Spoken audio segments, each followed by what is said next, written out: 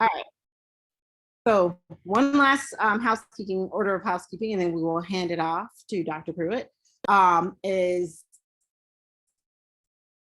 you guys have like 2 weeks left after today? 2 weeks and no more, and you get your kind of sort of. So yeah, our 10 weeks is almost up. I believe we end July 22nd, I think, is our last regular cohort, but you're not off the hook so fast. Because after July 22nd, you're going to have almost about a month to prepare for your final pitches. And so you're going to be working, and this is why we need these statements so we can get on the mentoring coaches that are going to be working with you guys, because they want to start working with you guys at the pitch stage so they can get more familiar with you and can continue working with you well beyond our program. And so this is going to be, like I said, it's not intense. There's no money on the line. You're like, this is really just kind of helping you kind of get to that next step. This mentoring network is pretty awesome. They work with you into your first round. I think up until your first round of like Series A fundraising. So it's pretty, these are people with a lot of domain expertise that will be kind of working with you guys. But to get you there, our pitch night, I'll give you some more information, will be scheduled for August 17th, if I believe that's the date that my brain is bringing up. And so, like I said, you have just about a month. In that time frame, what we're going to ask you to do, and we'll have all this, I'm just kind of giving you a precursor of what's going to happen. The week, I believe about a week after we wrap up, we're going to ask you to do the first draft of your pitch deck. And that's essentially grabbing all the materials that you have been submitting in your assignments and putting them in almost like a skeleton version of a pitch deck. So that shouldn't require any heavy lifting. It's taking all the stuff that you've been working on and organizing them neatly into one document, right? And then from there, we'll ask you to do another version of it where now we're polishing and refining. So like I said, we're still working with you guys. Katie will still be available. I'll be having one-on-ones with you guys, and the mentoring coaches will be working with you guys to help you prepare for pitching. And the reason why pitching is so important, because it's really kind of, and the same thing with like these statements, it's succinctly telling people where you are with your business. What is it you want? What's the problem you're solving? The things that we've been talking about in 10 weeks, can you fit it into a 3-minute pitch, right? That's essentially what this is about, because that is also going to be your elevator pitch. You're going to pull from this as your business evolves. Your pitch deck will be evolving, and this is going to be your resume for your company, essentially, that you're going to be, as people ask you about your company, I can send you a pitch deck. As you know, when you pitch competitions, you refine it for that. You're constantly going to be using this in different versions. And so this is why we want you to have this as a solid exit out of this program for something to continue building.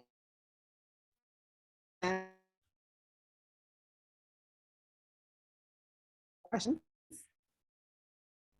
Uh-oh. I can't tell if y'all are frozen or just not talking to me. We lost you for 2 seconds. Oh, so that was me. Okay, so I don't even know if you heard what I said. Great. I heard that you wanted to make sure we had the pitch deck like right at that point. Oh, yeah, I was just saying if you had any questions on that so far. Seriously? Can you hear me again? Now I can. Wanda, could you maybe call in and do the audio with your phone, so that way if your video cuts out, we at least have your phone? I think I turned my camera off to change the bit. Okay.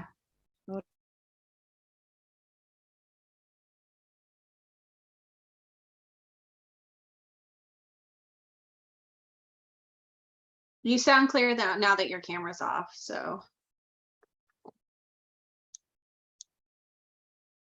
Okay, can you guys hear me now? Yes. I see nodding yes. Okay, I switched to a stronger network. I think somehow my computer jumped to the wrong network and it got wonky, but we're good.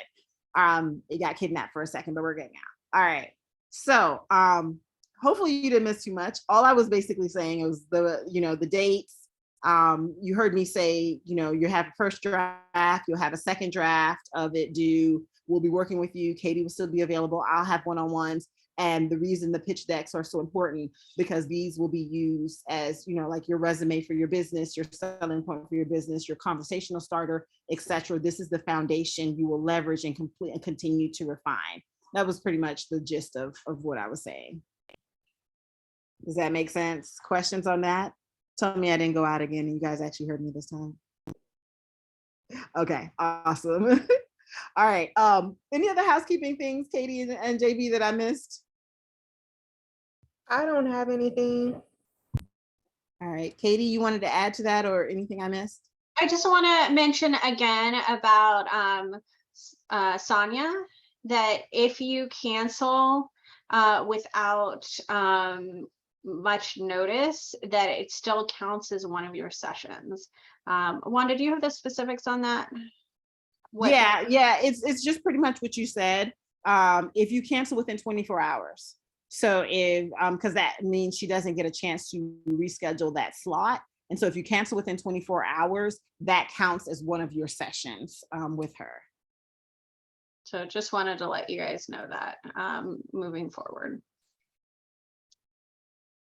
All righty. Any other questions? All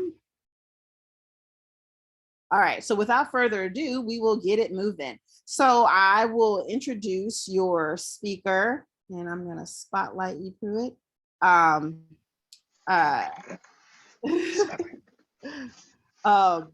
Dr. Anderson D. Pruitt has, I think he's worked with almost every cohort I've had since we started the EDIT program.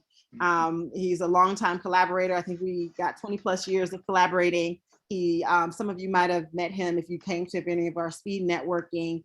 And I won't do it justice in terms of kind of giving his background. So I'll let him introduce himself and go right into it. All right, Pruitt, off to you. Awesome.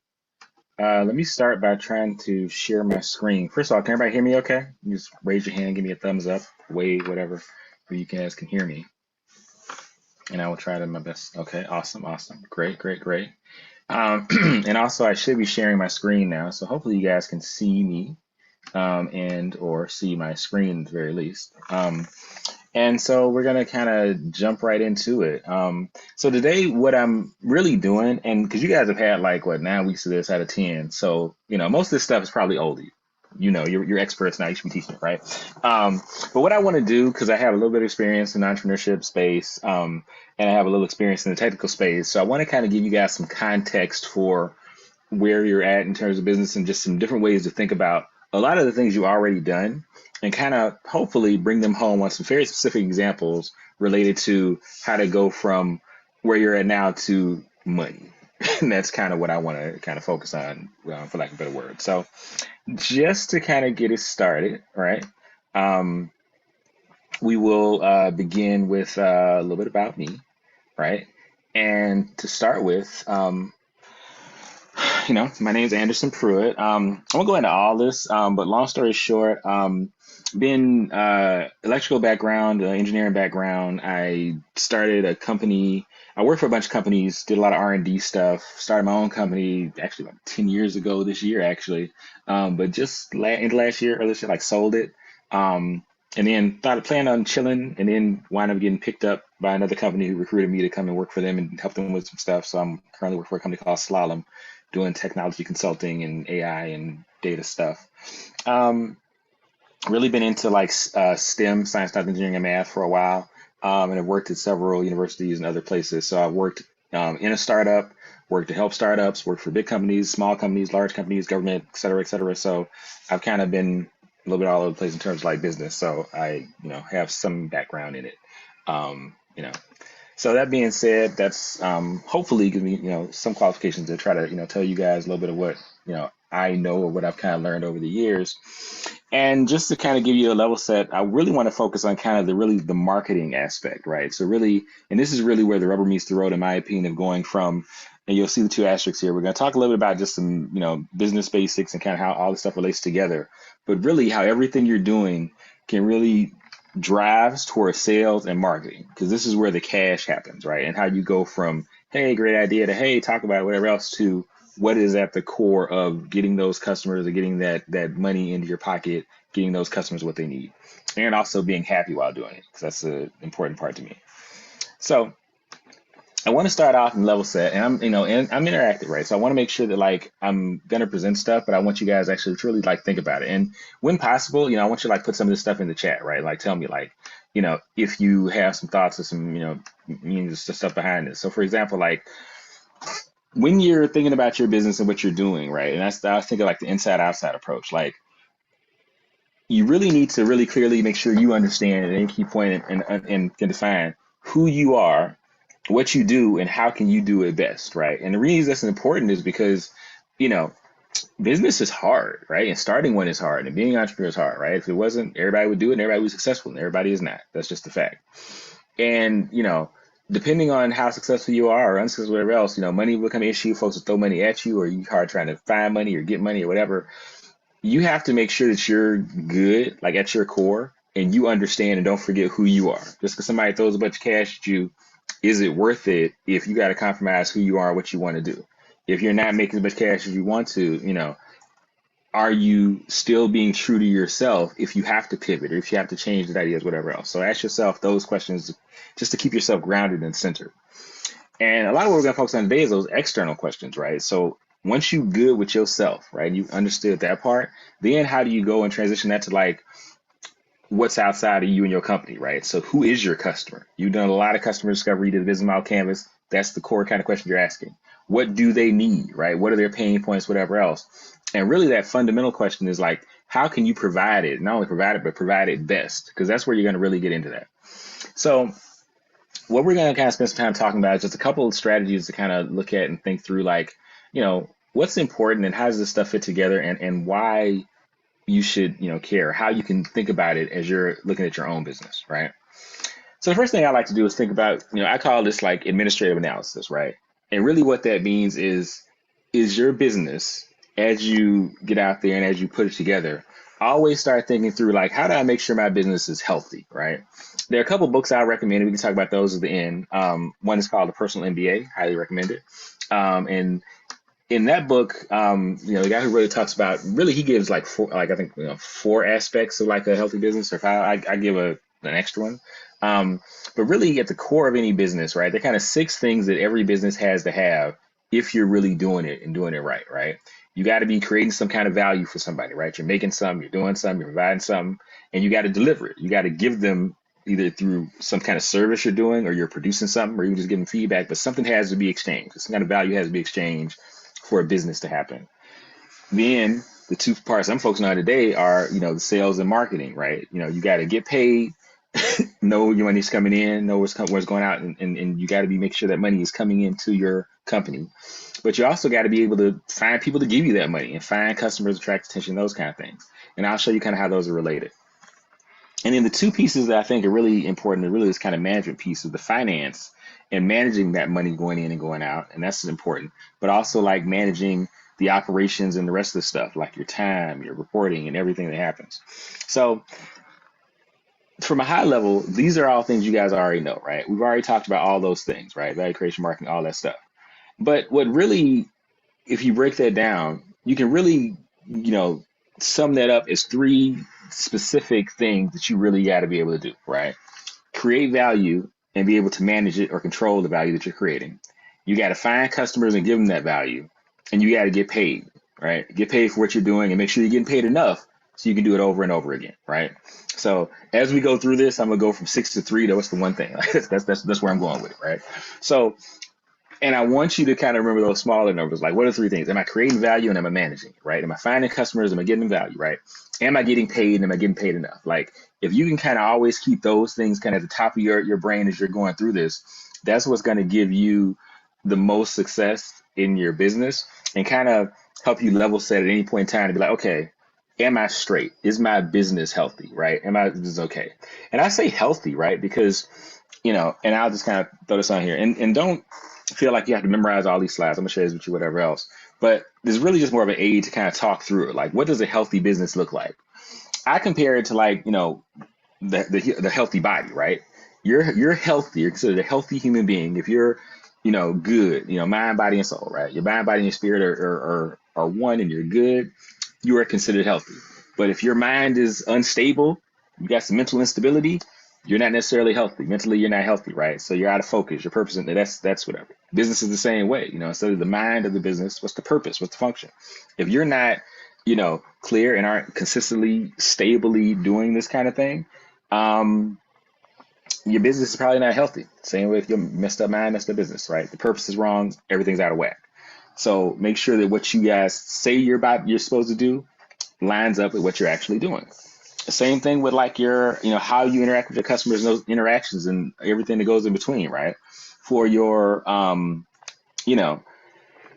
if you're talking about like for a person, right? It's like, do they have like how are they doing? Like, is your soul, is your spirit right? Whatever else. And a lot of that becomes from like how you interact with, are your spirits uplifted by interact with folks around you? Are your spirits uplifted, by, what you do, where you go, like the external things you do can kind of help to lift your spirits or lower your spirits, or they can affect you, right?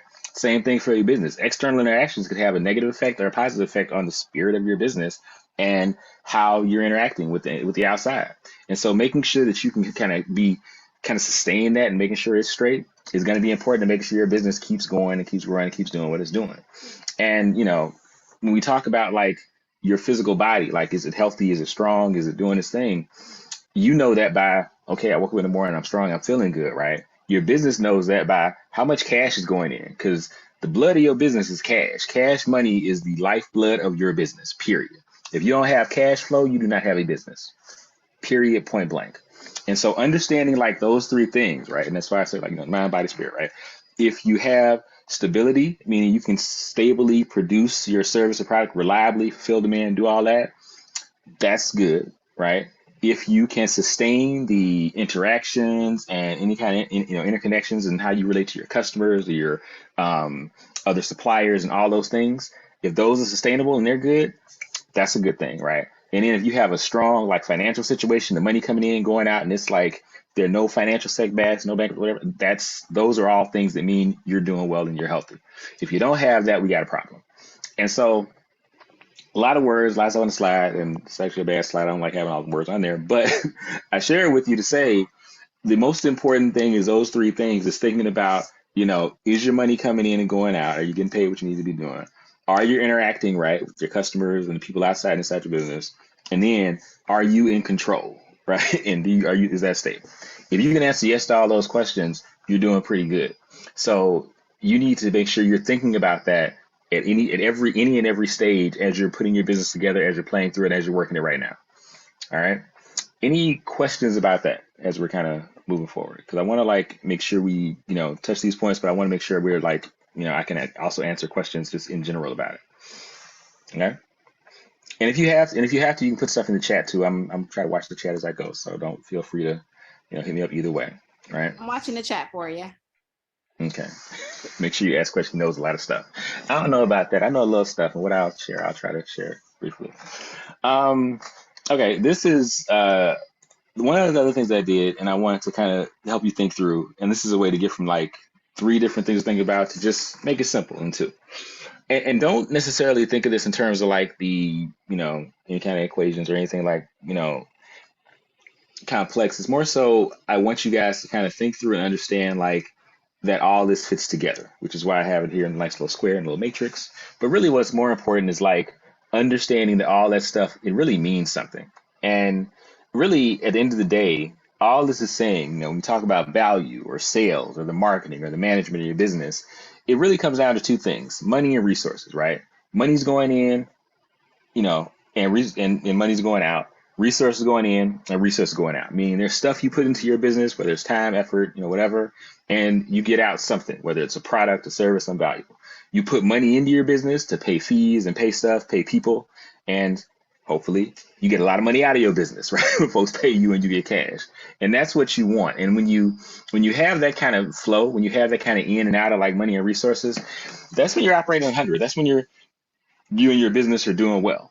When you don't have it, and when these things get out of whack, that's when your business has challenging, right? That's when your business has challenges and things don't necessarily go as well. And so at the end of the day, what you got to always think about is, and this is the question before, like, what's going in and what's going out in my business, right? Am I making sure, do I have enough money going? Do I have more money coming in than I have going out, right? Are there more resources coming in than that are going out, right? If you can answer yes to all those things, then you're doing pretty good. If you cannot answer yes to these questions, then you're not doing pretty good. And this is just kind of to give some examples of what I mean when I say money and resources, right? And, money is a resource too, right? Let's just, be clear. I kind of differentiate and kind of, separate them out a little bit in terms of how we think about them, in terms of how they affect the business, because, money is essentially anything you can use to get stuff, right? So money can be used, and we're talking about money, we're talking about like, cash, credit, I can go into whole financial things, crypto, sure, whatever, Bitcoin, however you want to do it. But essentially, can I use that to get stuff that I need for my business, right? And so the input of that, when you're the money that you got to put into the business are things like those expenses, those costs, those salaries, all that kind of stuff. And hopefully what you get out of the business from the money side is some kind of income, revenue, your profits, shares, whatever, right? But that should be coming out to you, the owner, whoever needs to kind of get it. When I think resources, when I mean that is like in all the stuff that you have to do stuff, like what can you use it to do stuff? That means like the effort that you put in, sweat equity, right? That's the resource. So if you ain't got a lot of money, but you got some time, that's a resource you can put into your business and make it do what it needs to do, right? Those human resources, it says it in the name, right? The people that are working for you, whatever else, those are resources that help you. Even like software you might have about, right? Those are all things that can help drive your business forward, and you put in, everything work to kind of get them in place.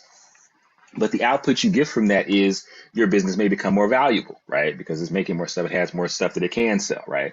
You may add from that time that you put in, that's literally called a sweat equity. You may put in all the time and all the work. Somebody else may put in the cash, but you still own a piece of that business from the work and the time and the effort you put in, right? Assets you create. If you build a software, create a software, use all those people and the effort in HR to build something really cool, whether physical or digital, whatever, that's something that goes toward making sure your business is straight moving forward, right? And again, input, output, money and resources. That's really all it is, right?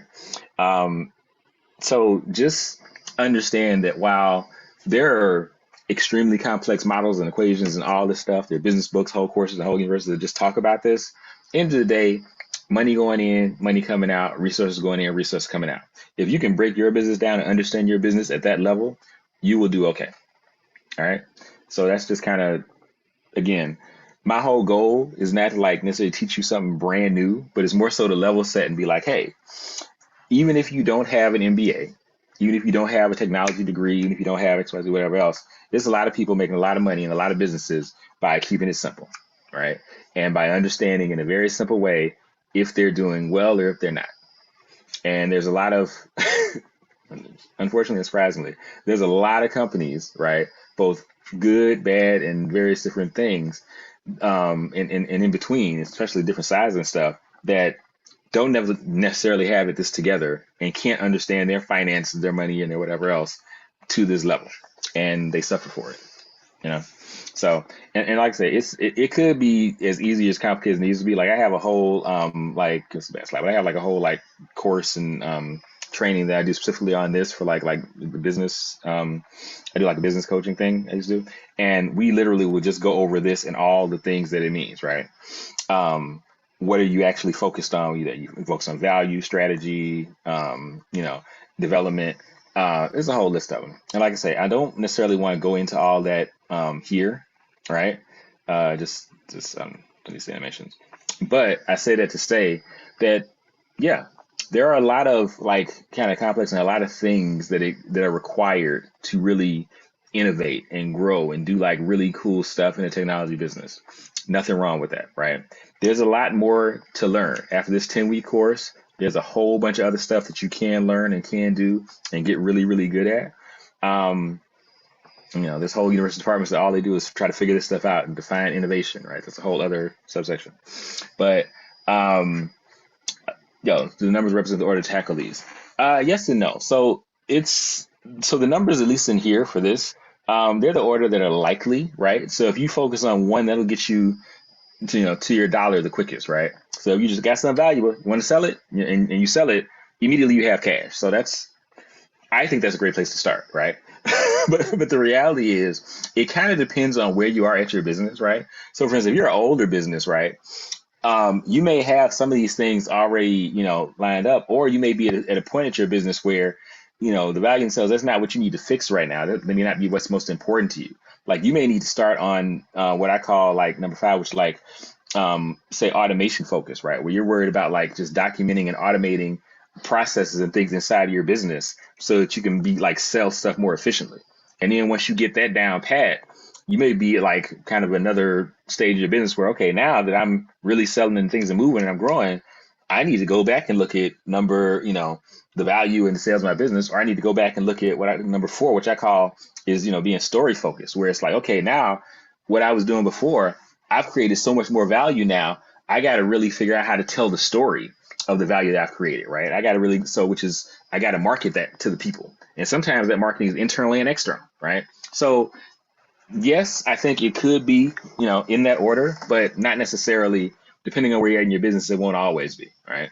And realistically, if you're really like going through the kind of the business cycle, because there's cycles in every business, right? And what happens with even like business has been around for years, they go from like a idea kind of seed stage to like a growth kind of, there's a growth maturity curve, they call it. And at a certain point, there's a deflection point where it's like you grow to a certain point and either you scale up or renew and grow a whole lot more, or you flatten, because like once you flatten out and you're doing well, either you scale up and grow and go to a certain point, or you decline and like, yeah, it's over. And those are the only 2 things. You never see one just, okay, we're just gonna stay here. But as much as you like to think it doesn't happen, right? And if you think about what the in the stock market, they have the like S&P 500 and all these different things, or the whatever. There's basically an index like the top most highly producing companies. Those are different now than they were say 20 years ago or something, right? If you don't believe me, and even like the companies that people just know is like, oh, this company making all kind of money, it's stable, everybody uses them. Some of those don't exist. If you don't believe me, show me your Blockbuster card, right? For those of you who are young, Blockbuster is an actual physical building, which we just go in and physically get movies and take them. It's the whole thing. I'm not gonna talk about that, although it's fascinating because if you watch Netflix now, that Blockbuster was the precursor, right? And I give a whole talk on that because the funny part is, even though people think Netflix killed Blockbuster, Blockbuster killed themselves, and some of this is why I hold the conversation. But anyway, That's a whole nother conversation. yes, You have yes. a quick question, Pruitt. Lisa Okay, let me see. asked, is automation focus about record keeping, tracking money, and customers? Yeah, honestly, I would say, and really, this is like I actually call it because I actually call it, it's like I would say DNA focus, which is what I call it now, which is documentation and automation. So yes, because and people, it's hard to understate the importance of that, especially today, right? Because especially this is not just for like a very, very like large business and document everything. Once you get to a certain point, I'm gonna start writing record.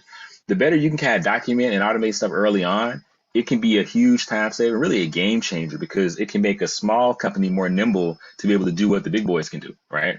Because if I'm like, my company, I don't think I never had employees, right? The whole time, whatever else. I had like contractors, I had different projects, I had folks on like this project, that project, whatever else. But I never had anybody like full time, whatever else, even to the point I never even having for real like admin, because so much of that stuff can be automated. You set up some email systems and some phone systems, some little stuff to like automate that stuff. Then instead of me having to have a whole payroll and do this and do that, I just, for some kind of like monthly subscription or this, that, other, I can automate a lot of those processes, which saves me a whole bunch and makes me a little more agile and nimble than the guy across the street who has a whole staff of people who he has to pay to do that. And if we're selling the same thing, I can price my stuff a little bit less than him because I got a little bit less overhead. And so, you see what I'm saying? And so just stuff like that is the reason why it's so critical to like be able to document and automate the type of thing. But it's one of those things that is easy to get away from because like I got time for that. You just going. So it's and honestly there's services and people you can pay that will just document and automate stuff for you. So yeah. But yeah, that's did I answer your question? Yes, mostly. I guess that's hopefully I answered it. But no, good question. Yeah. But anywho, like I say, this is just one of the types of approaches to look at this stuff, and this is just my model. I create whatever else. There are many more, but either way, what I would say is important is just making sure you know or relate to or understand at least some type of modeling of it to understand your business and what's kind of best for you. But anyway, I didn't want to like necessarily spend too long on that. I just thought it's just to give you an idea. Like you need to make sure that you're understanding your business some way. What's more important than that at the end of the day is answering these internal questions about your business so you can do this external stuff that we're about to talk about, right?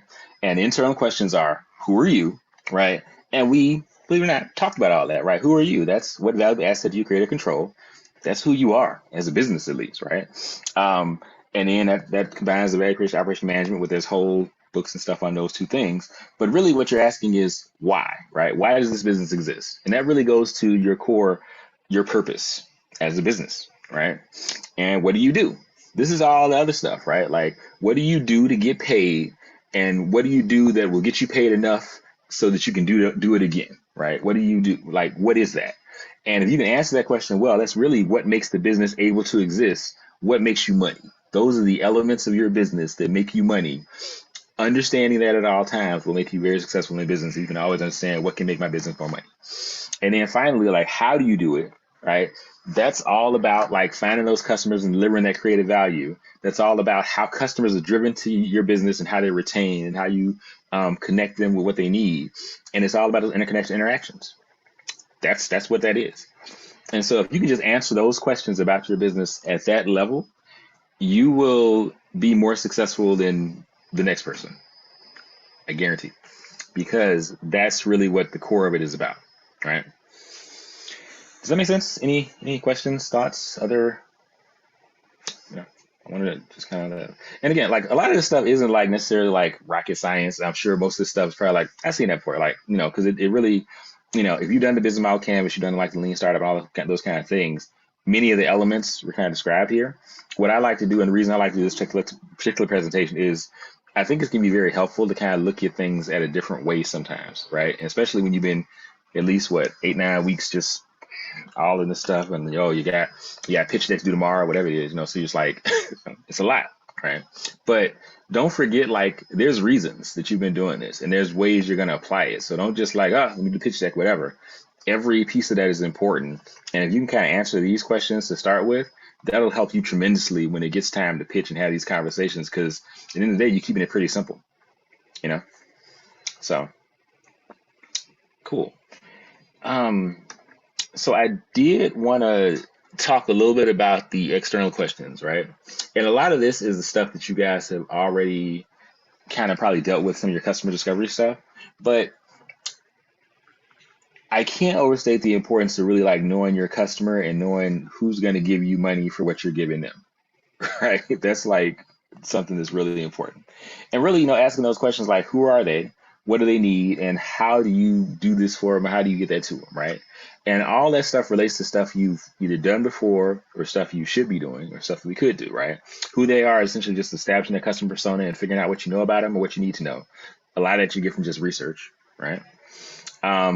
Figuring out what their problem is and what's your first solution, and your second solution, potentially your third solution. These are all the products and services to their problem, right? Like your product, what you do and what you bring to the market should be a fill in the blank product or service that literally solves their problem of some type if you expect to get money or get something from them. That's, and so if you have research and that, you can plan what that needs to be, right?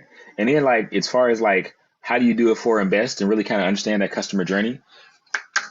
That's just optimizing the stuff you already have to kind of get there, right? So from this point on, what we're going to talk about is a little bit of sales and marketing and kind of how those things kind of fit together.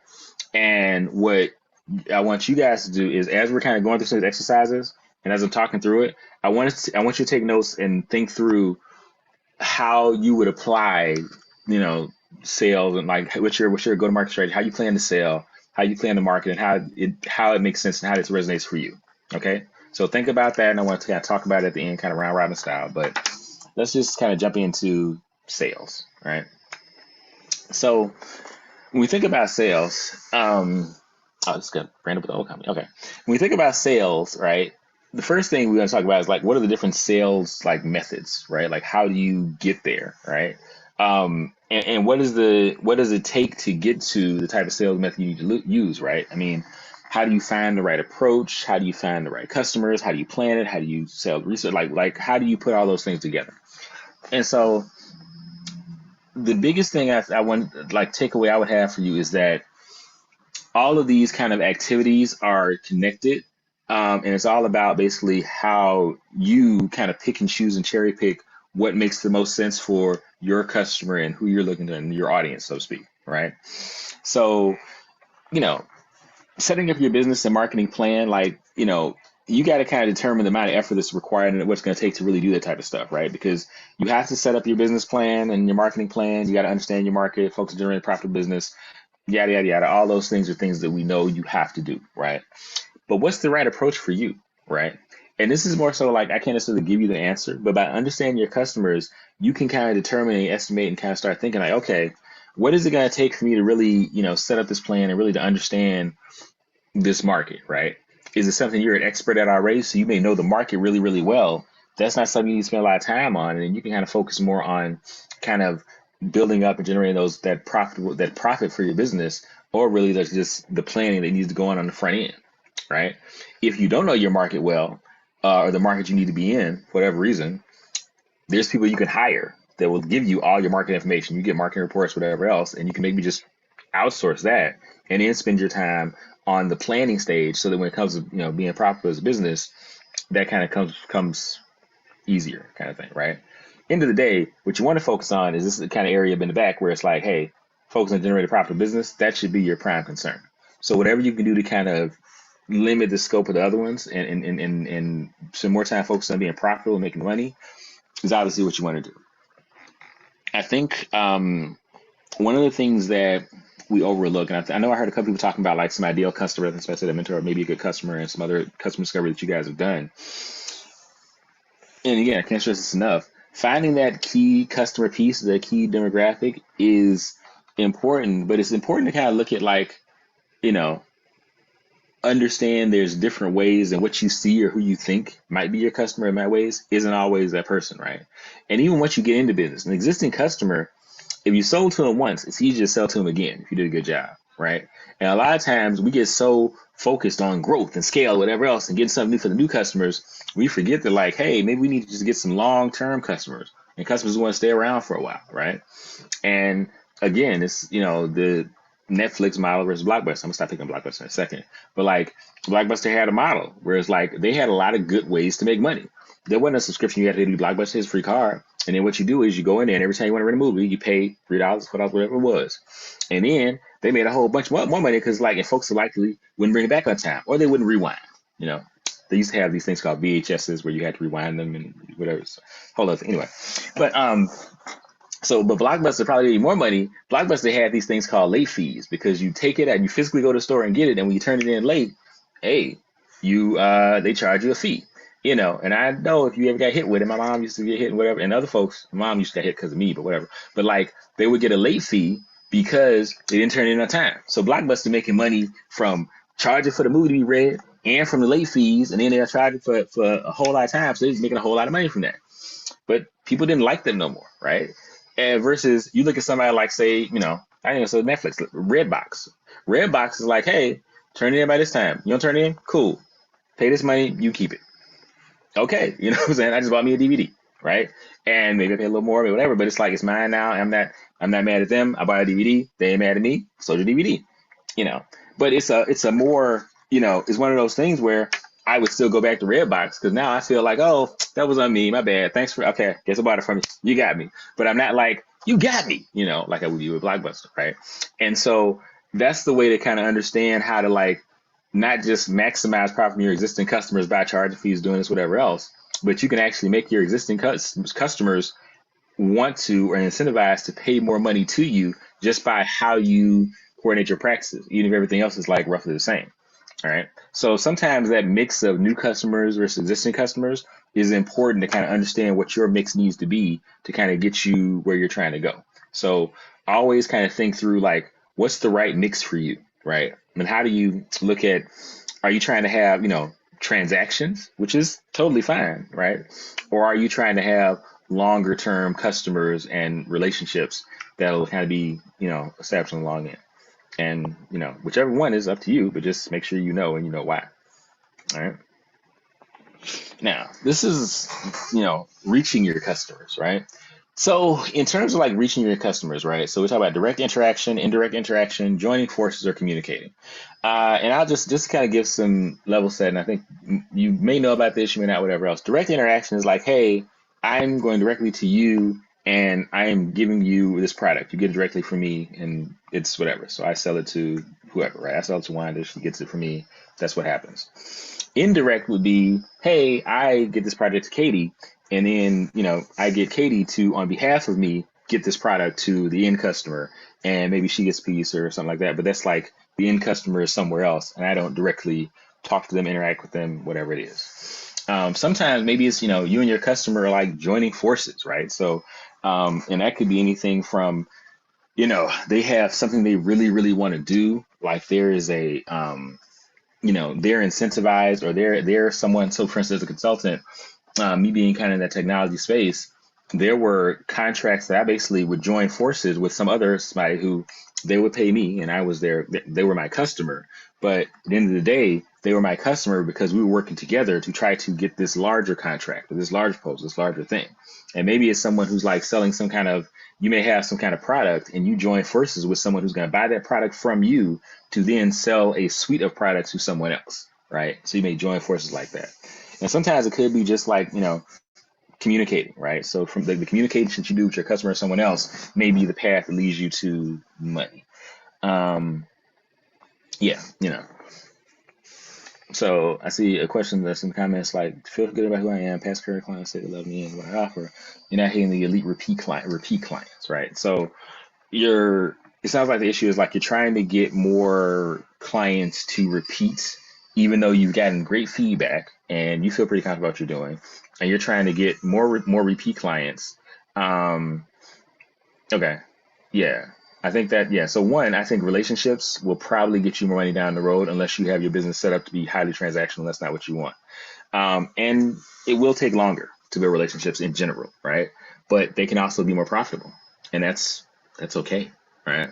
But the one thing, and I don't know enough about your business, we can probably talk about that maybe later somewhere offline, but like the other thing to look at is, and I'm not talking about this in slide, but just to think about is your business model, right? Because it's one of those things where if your business model doesn't lend itself to making it what we call sticky, right? In terms of transactions where they need to, or they're incentivized to kind of stay with you longer or do more, whatever else, maybe there's some business model things you can tweak, and sometimes it's something like price or this actual service. Sometimes this could be some kind of additional incentive, right? Maybe they just want to have like, something extra. I don't know what that is, 'cause I'm a service, right? But maybe there's something that we're missing our piece with that could like make them be like, you know what?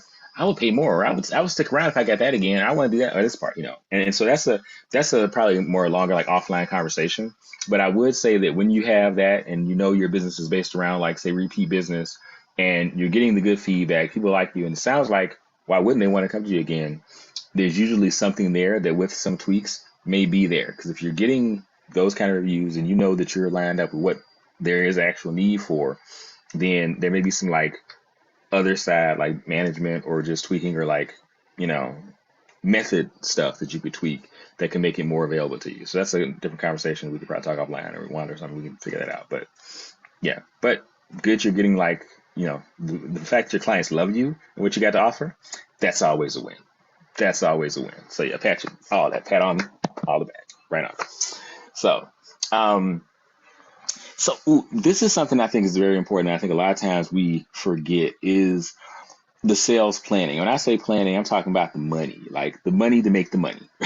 And this is something that sometimes is like, they say, it takes money to make money. This is true, but it's also true that sometimes it costs money to make money, or sometimes it costs money, you might not make no money, right? If you don't plan right and if you don't do it well. So that's why it's like, because a lot of times it's like sometimes when we look at just the blanket, like, oh, pay this much to do the sales, right? Or they want to take how much percentage? Well, let me ask you this. So one thing I do in my business, I would like anybody who, if you gave me a contract or got me a lead, whatever else, I would off the rip, okay, whatever I get, I'd give, anywhere from like 10 to 20%, right, of my, fee to the person who kind of put me in touch with them. Because if you think about it, for me, it's like, okay, I may easily have to spend 10, 20% just for like the marketing budget, or to chase the sale, chase the lead, whatever else. If I can sit at my house and you're going to just send them to me, Why would I not give you 10% of that? That's just agency. You know what I'm saying? It's like, it just makes sense. And so sometimes what is the cost of selling whatever you guys sell to sell enough of them, right? Because at the end of the day, you got to think about economies of scale, right? If I get paid, I don't like math, let's say $100, right? Maybe I get paid $100 every time I do something, right? But if after, for me to do it, I have to actually physically do it.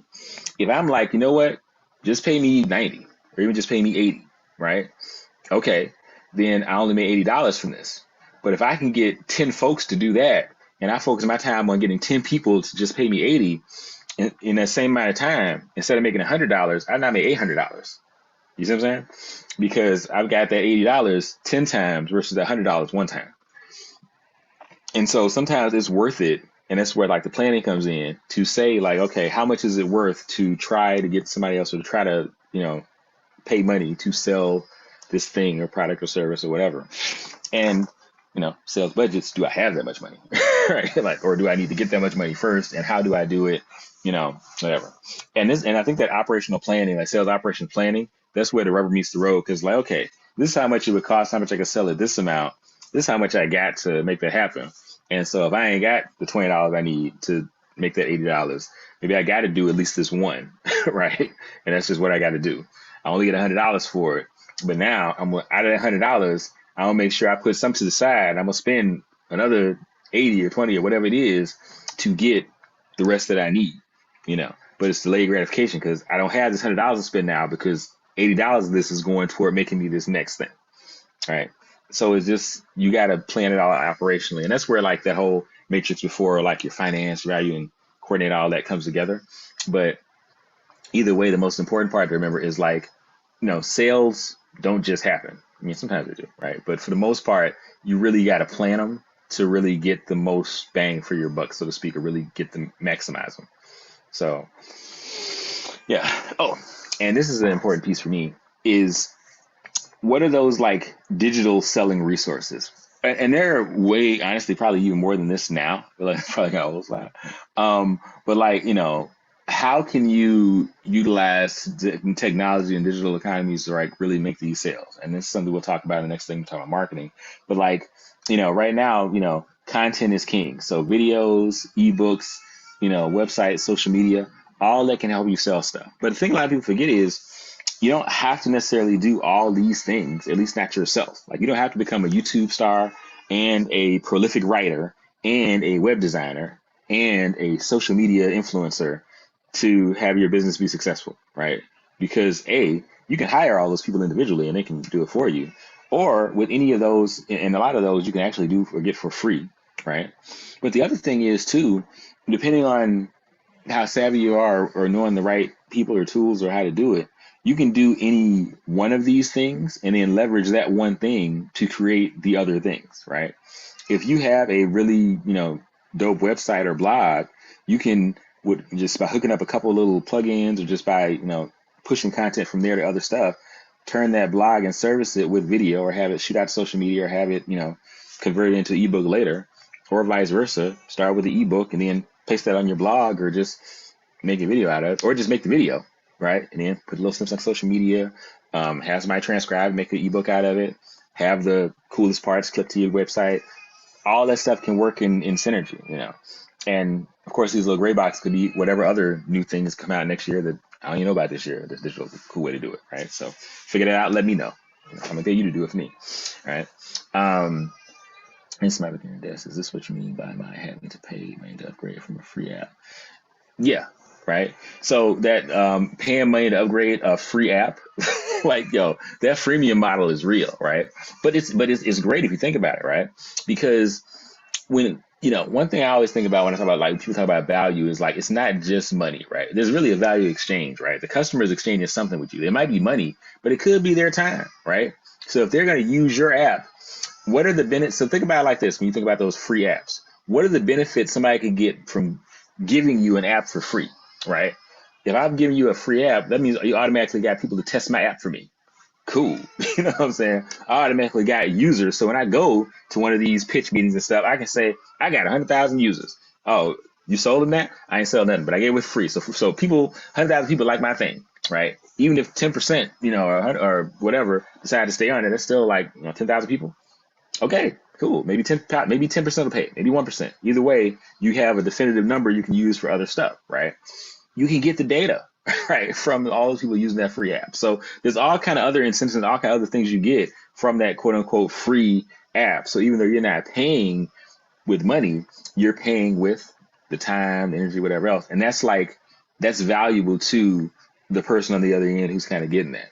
And then of course they can get you to give them actual cash, and by holding off features or adding features that are more valuable to you, it can be a win-win, So, yeah,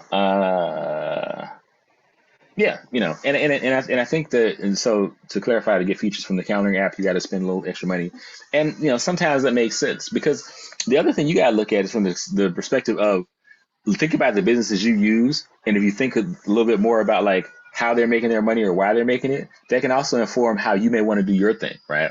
So for this calendaring app, I would imagine they have a free version, right, where you can just do a couple of things here and there. That's going to be just something super cool and convenient. That's probably not hard for them to program on their end. They can get them a wide user base. They can say we got a lot of people. They can do their testing and throw stuff at them and see, and that's all great. And then for these like premium features, that's a different type of customer, right? So one customer persona is folks like, I don't want to pay for that, but this is cool. I'll download it. I can say I got it. If they never use it, it's still cool because I got those app downloads. But for that premium customer or that other customer, it's cool and they're willing to pay and they have the money to pay, and I got a persona about them where they're going to pay for this other pieces because they're going to be the ones who will pay for it because they need that feature. They use that feature. So they're different categories. And then there's a hyper user, they'll pay way more because they have a super customized use case they need. And so typically that's the importance, like segmenting your customers and understanding your customer market, because then you can literally create your stuff for every one of those demographics, however you need it, right? And you'll have a product or service that fits each of those depending on where they're coming in to you. You know what I'm saying? So that's why like understanding those kind of things can be so cool and so useful for like type of stuff you do, right?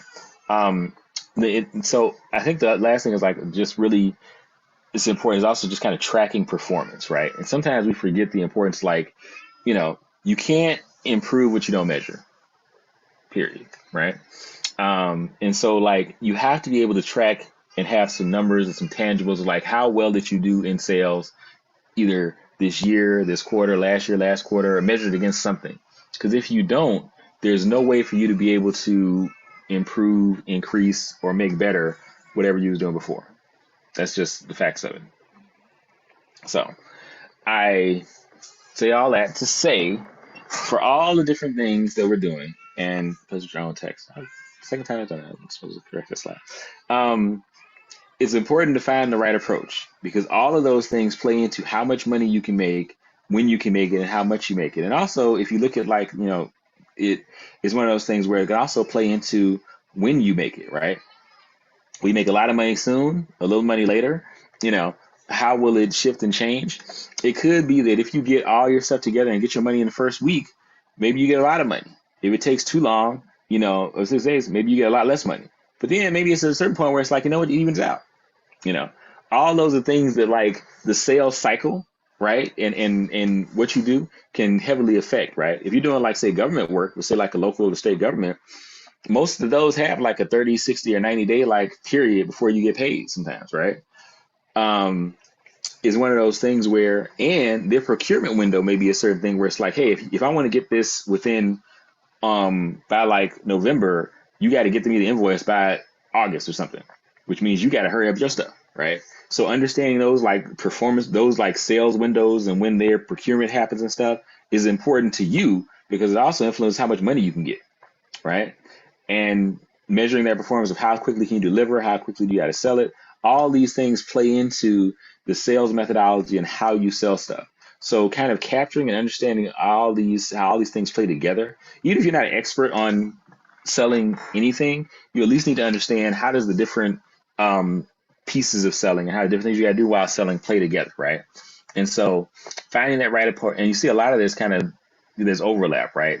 Because a lot of like finding the approach and even measuring the performance, a lot of it comes really is about those customers and planning out those resources you're going to use, right?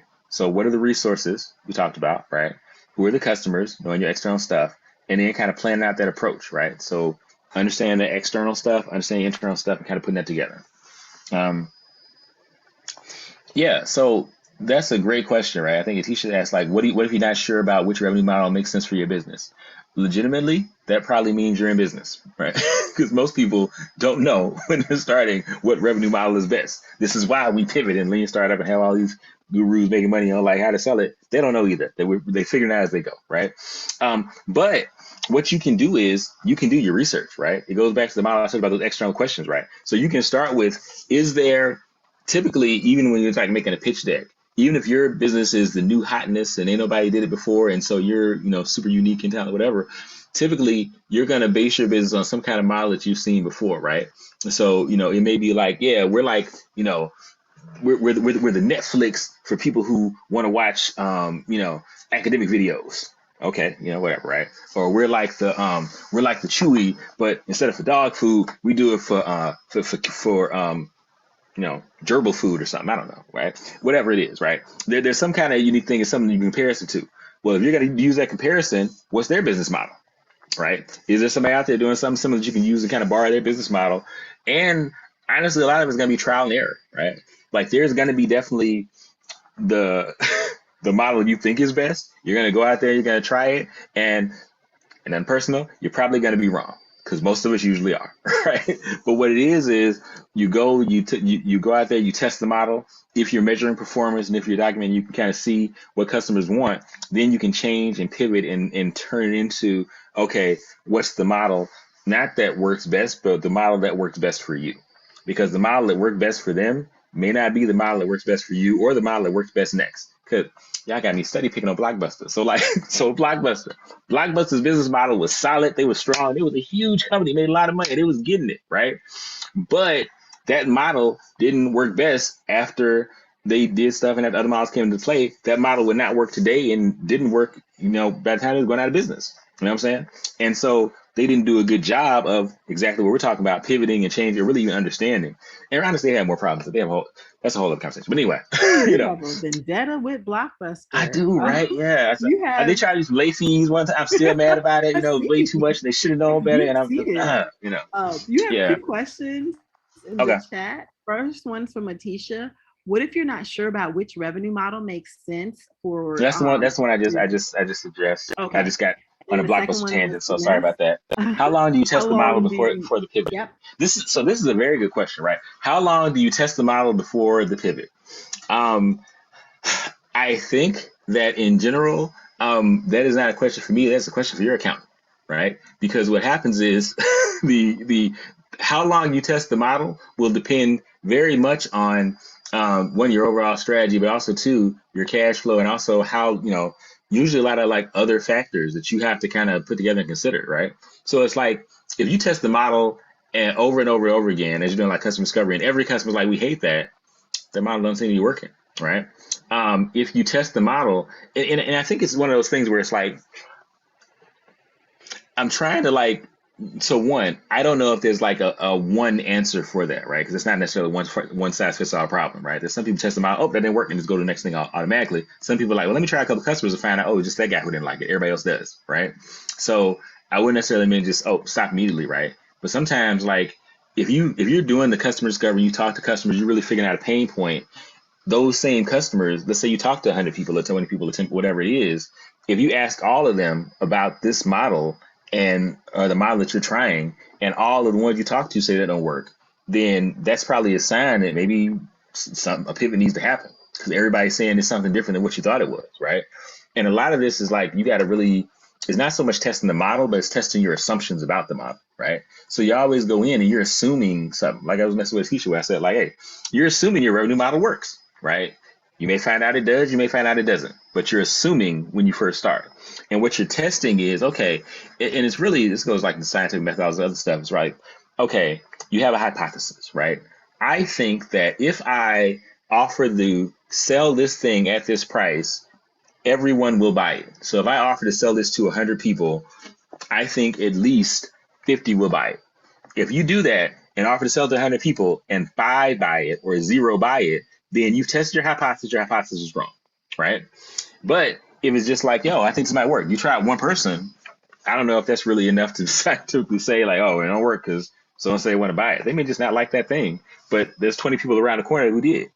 And so a lot of it again goes back to those initial assumptions. And did you like set up your test right and your assumptions right? So when I used to work in the lab, I was like the safety manager, and I did like a lot of like I spent a lot of years doing R&D and like testing out experiments and stuff. And we talked about it, garbage in, garbage out. So if you go in with bad assumptions and assuming the wrong stuff, you're going to get a really, really bad outcome. So you have to, when you're thinking about like how long do you test, some of that is kind of baked into the question that you ask before you test, right? So if you say, okay, I think that this model is good, you have to make it, measurable and actually have some behind it. So let's say I think this model is good. I'm going to try it and see. And I think if I sell this to 10 people, 20% of them are going to want it. So that means you guys you need to legit sell it to all 10 people, and at least 2 better buy it. Otherwise, your assumption has been tested and proven wrong, right? And in terms of how long, that's why I'm saying it's such a hard thing to do, because if you know all you need is 20% to win, so 2 out of 10 people got to be able to say yes, and you win, and you'll get your pitch deck, $1 million, whatever it is. Does it really matter, if we really talk about it, whether those 2 people are the first 2 or the last 2 or 2 in the middle? As long as you get your 2, you get your money. You know what I'm saying? And I can't tell you when those 2 are going to show up. It may be the 1st and the 9th. It may be 1 and 2. It may be 7 and 8, but as long as those 2 come, if you win, then you've tested your hypothesis and it's true. So you got to make sure that in your initial setup, or when you're initially asking that, you ask it the right way, if that makes sense. So that's, the best I got for you on that one. Sorry, I don't have a better timeline for you, but good luck. And that's business, right? All right. All right, let's land the plane, right? So let's talk about, we talked about sales, we talked about like kind of the general business stuff or whatever.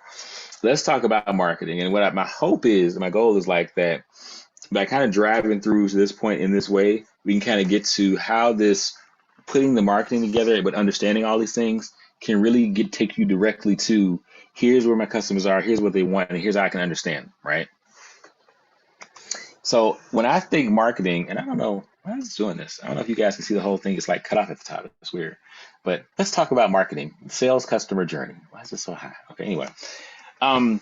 So there's a journey, right, of like what customers and how you get from like marketing to sales, right? And ideally you start with the marketing and telling them about it, and eventually it gets to they give you money for it. It's a straight line, right? That's what you want, is a straight line. And where that clearly comes into play is like the different phases of getting a customer's attention and kind of what goes on there. And it's like that's that customer journey from marketing to sales. That first stage is awareness, right? That's really all marketing is just awareness, making somebody aware of what you got and what you're doing and what you give them. That's what it is, right? Which is advertising, publicity, or referrals is kind of one way to do it, right? And if you think about it, right, if I'm advertising, that's when you're paying money. I pay you money, you tell folks about me. That's, people pay for that. Publicity, literally, people pray for that. Like your business just started. Ooh, please let them know about my cool shoes I got. If you're, the creator of the next Yeezys, whatever the next Yeezys are, and you are ready to sell some stuff, you pray that everybody's excited about it as you, and they know about it, and you get to the public publicity, right? That's, that's all marketing, right? Whether I'm paying for advertising or I get like this clip I made goes viral, now everybody wants my product. Both of those are legit marketing methods. It's just when you gotta pay for it, when you pray for it, right? I say referrals, you yay for, right? Because I think Lisa was talking about like her, everybody loves what you do, so yay, like, that's awesome, right? And you want everybody, your customers, to be so excited about you, they can't wait to give you their money. They can't wait to tell everybody else they gave you their money, and they can't wait to come give you some more. That's what you want, right? And so if you're getting any one of those, or ideally all those things, your marketing is banging. But at the end of the day, for all the miles away you do, that's marketing 101 right there. If you're doing any of those things and they're getting you customers, you are marketing, right? So yeah, you're welcome if you're in a marketing course now. I just, gave you the answer on the end of the test, period. But that's all that is just like one phase of marketing, right? That's just what's called the awareness phase. Because all this is just, you're just making them aware. Like I know about it now, right? what you want to quickly transition to is where they're actually considering it. And this is where the marketing and the sales meet up, right? Because if I'm just aware of it, like, oh, that's a cool thing. Yeezys, they exist. Cool, whatever. If you like Yeezys, okay, I know about them now. They paid some money, or I just heard about them from referrals, whatever else. And I was like, the Yeezys are super comfortable. Now I've heard about them, go about my business. But once that gets in my ear a lot, whatever else, like, okay, everybody I know, all my friends talk about these Yeezys. Maybe I should check them out. Aha. Now I'm in a whole different stage. I'm not just aware of the Yeezys. I'm considering them. I'm not really considering them, but assuming that I was actually considering getting some Yeezys, that's the stage I would be in once I get to the point where it hits that whatever critical mass of times you got to hear about Yeezys, where it's like, I want to buy them now, right? And so how do you get somebody into that phase? It's, a combination of things, right? I gave 2 examples, like either face-to-face kind of marketing, or like talking to them and their friends talk to them or something like that, or just like seminars and workshops. And really there's a whole lot more than this. We'll look at another slide, but what that really means and what I'm talking about is, how do you take them from, hey, I know about it, to now when they're considering it, they're in a different stage of the type of information they want and how much they want to know about it, and how you're trying to basically convince them. And then once they get past, like, you know what, I heard about it, I'm thinking about it. Nope, I want it. I definitely want it. Now they're in the decision stage. And so at that point, it's your job to basically not sell it to them, right? Because they already want it. So your job is like, how can you give them a quote? They have coupons. What are the things, if somebody, they want to get this, how can you make sure they get it from you? That's what that decision stage is. And that's what a sale is at the end of the day. So if you can kind of walk those customers that you don't have yet through this kind of cycle, you're getting them from that awareness to consideration to decision. You've gone from marketing and sales, and that's kind of how those 2 kind of meet in the middle, right? So I kind of talked about this slide already, pay, pray, yay, advertise, publicity, referrals. We know that part. This is what I mean by that kind of customer journey, right? Let me just put all the slides here so we can kind of talk through them as one, because my little graphics aren't working out one today. This is what I'm saying, where it's like that kind of awareness, consideration, and decision phase, right? At the awareness phase, which I call like the phase 1, they just need knowledge. They just need to know about you or what you're doing or where you're at. They have no clue where to begin. They might not even heard of what you got before, right? But it's your job and your goal, and what you're trying to do there is just make them aware of it. And that's where a lot of the free stuff can definitely come into play, right? Free samples, free guys, free, whatever. Get them interested and get them knowledgeable about, hey, I'm out here. I exist. This is where I am. Here's my stuff. Get it from me. All you're trying to do, your whole goal is make them aware of what's there, period. If you do that enough, and if you get enough people aware of it, now you get this different stage where it's like, okay, I'm aware of this, and you know what? Maybe I do need those Yeezys. Maybe I do need a Blockbuster card, right? That was nice. That's whatever. But maybe I do need whatever this product is, right? Now, well, if they need this and they're considering it, now you need a plan. Which now this is your job, is to give them a plan so they can get it. Whatever, poor Blockbuster, I shouldn't charge me the late fees. Anyway, they need a plan, right, of how to get what you got. And it's your job to give them that plan, right? They shouldn't have to make a plan themselves. Like, why do they want to do that? No, you should give them a plan and help them get a plan to go from, I think I might want this, to I think I need this from you, right? And so how do you get them interested in it, right? Can you give them step-by-step instructions like, hey, do A, B, C, D, get it from me? It's like, how do you do that, right? How do you get them from that point A to point B? How do you give them some real-world examples or tools that can drag them from maybe to me? That is the entire point of that kind of consideration phase and giving them that plan. And then for the decision phase, they need results. Like, I know for sure I need if I know I'm building a house, I know for sure I need a hammer. I'm not considering needing a hammer. I'm already aware of hammers. I know I got a bunch of nails and I need to get them into some wooden boards. I know that I need a hammer, period. Now I just need to get one that gives me the best results. And so now what you're doing is you're all focused on results and making sure that you can relate to them and convince them that the results they get with what you got is the results that they need and that they want right now.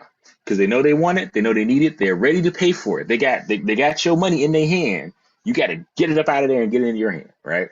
And the way you do that is convince them that the results that they need and want and that they must have will come from you. That's what that whole stage is about. And so if you can kind of break it down in those ways and take them and go with them on that journey from awareness to consideration to decision, then you're basically going with them from on a journey from don't know anything about you to let me give you my money. And that is the where you want to go. You want to just rock them into, hey, don't know anything about you. Here's my money. Don't know about you. Here's my money. That's where you want to go, right? And so this is kind of how what I was saying, like it kind of, it's where it kind of comes together with like that sales and marketing, how they kind of interplay. It's knowing that and understanding that side of it, right?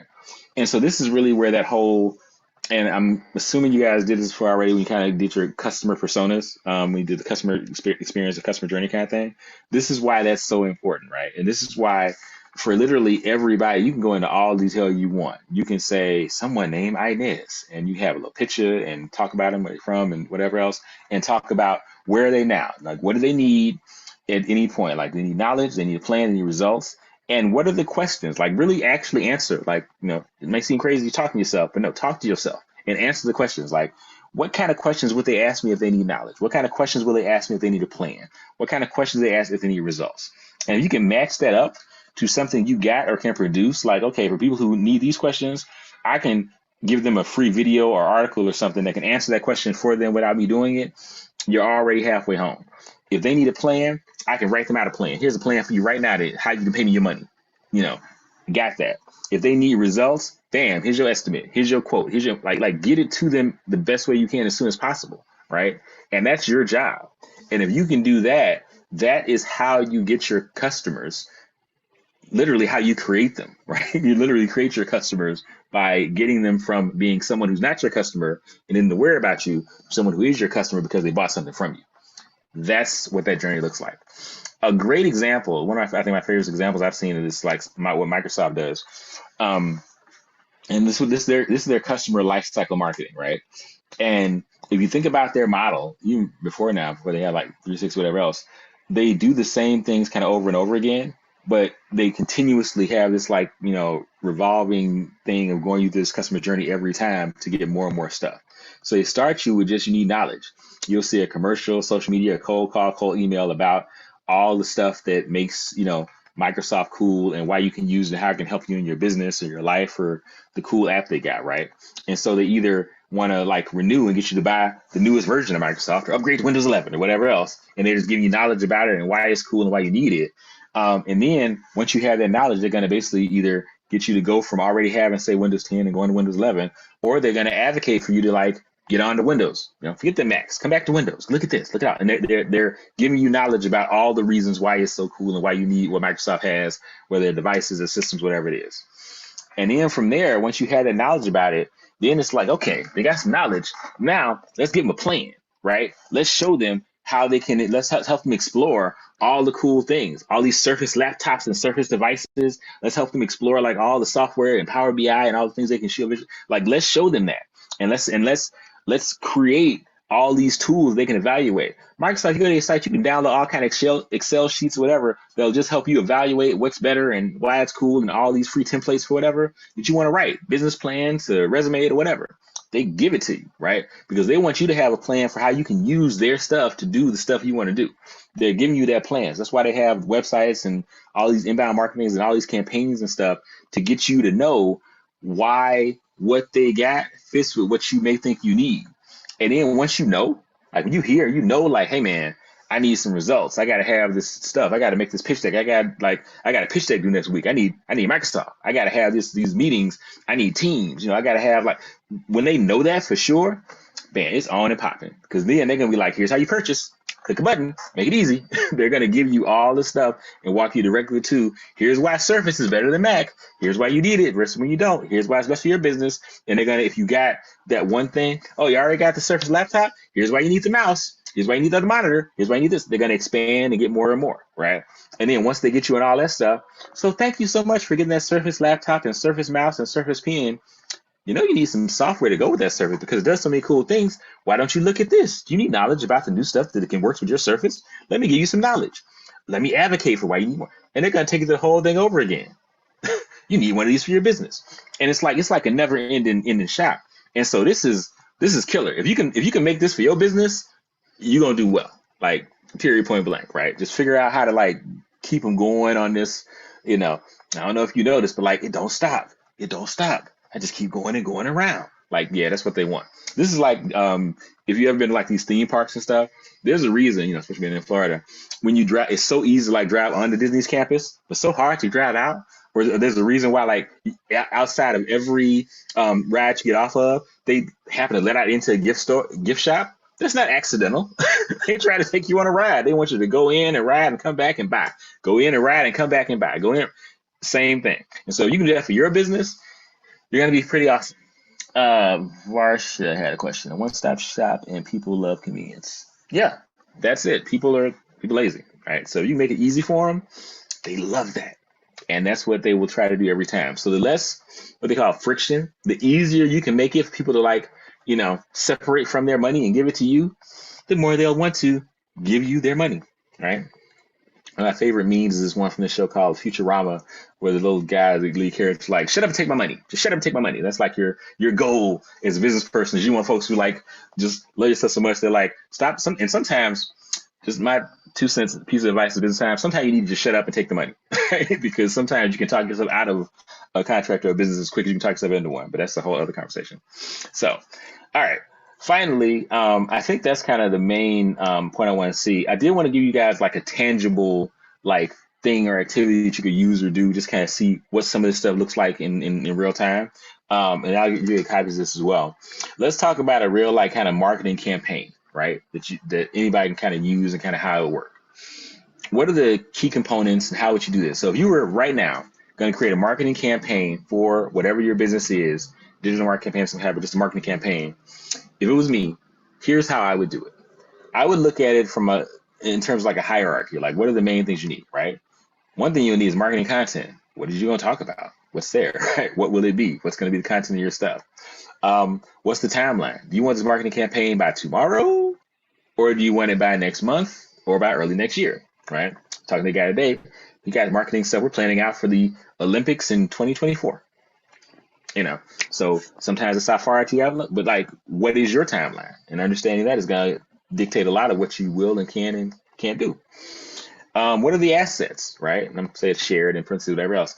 Basically, like, how do you collaborate? What do you have to collaborate on, and how do you do that?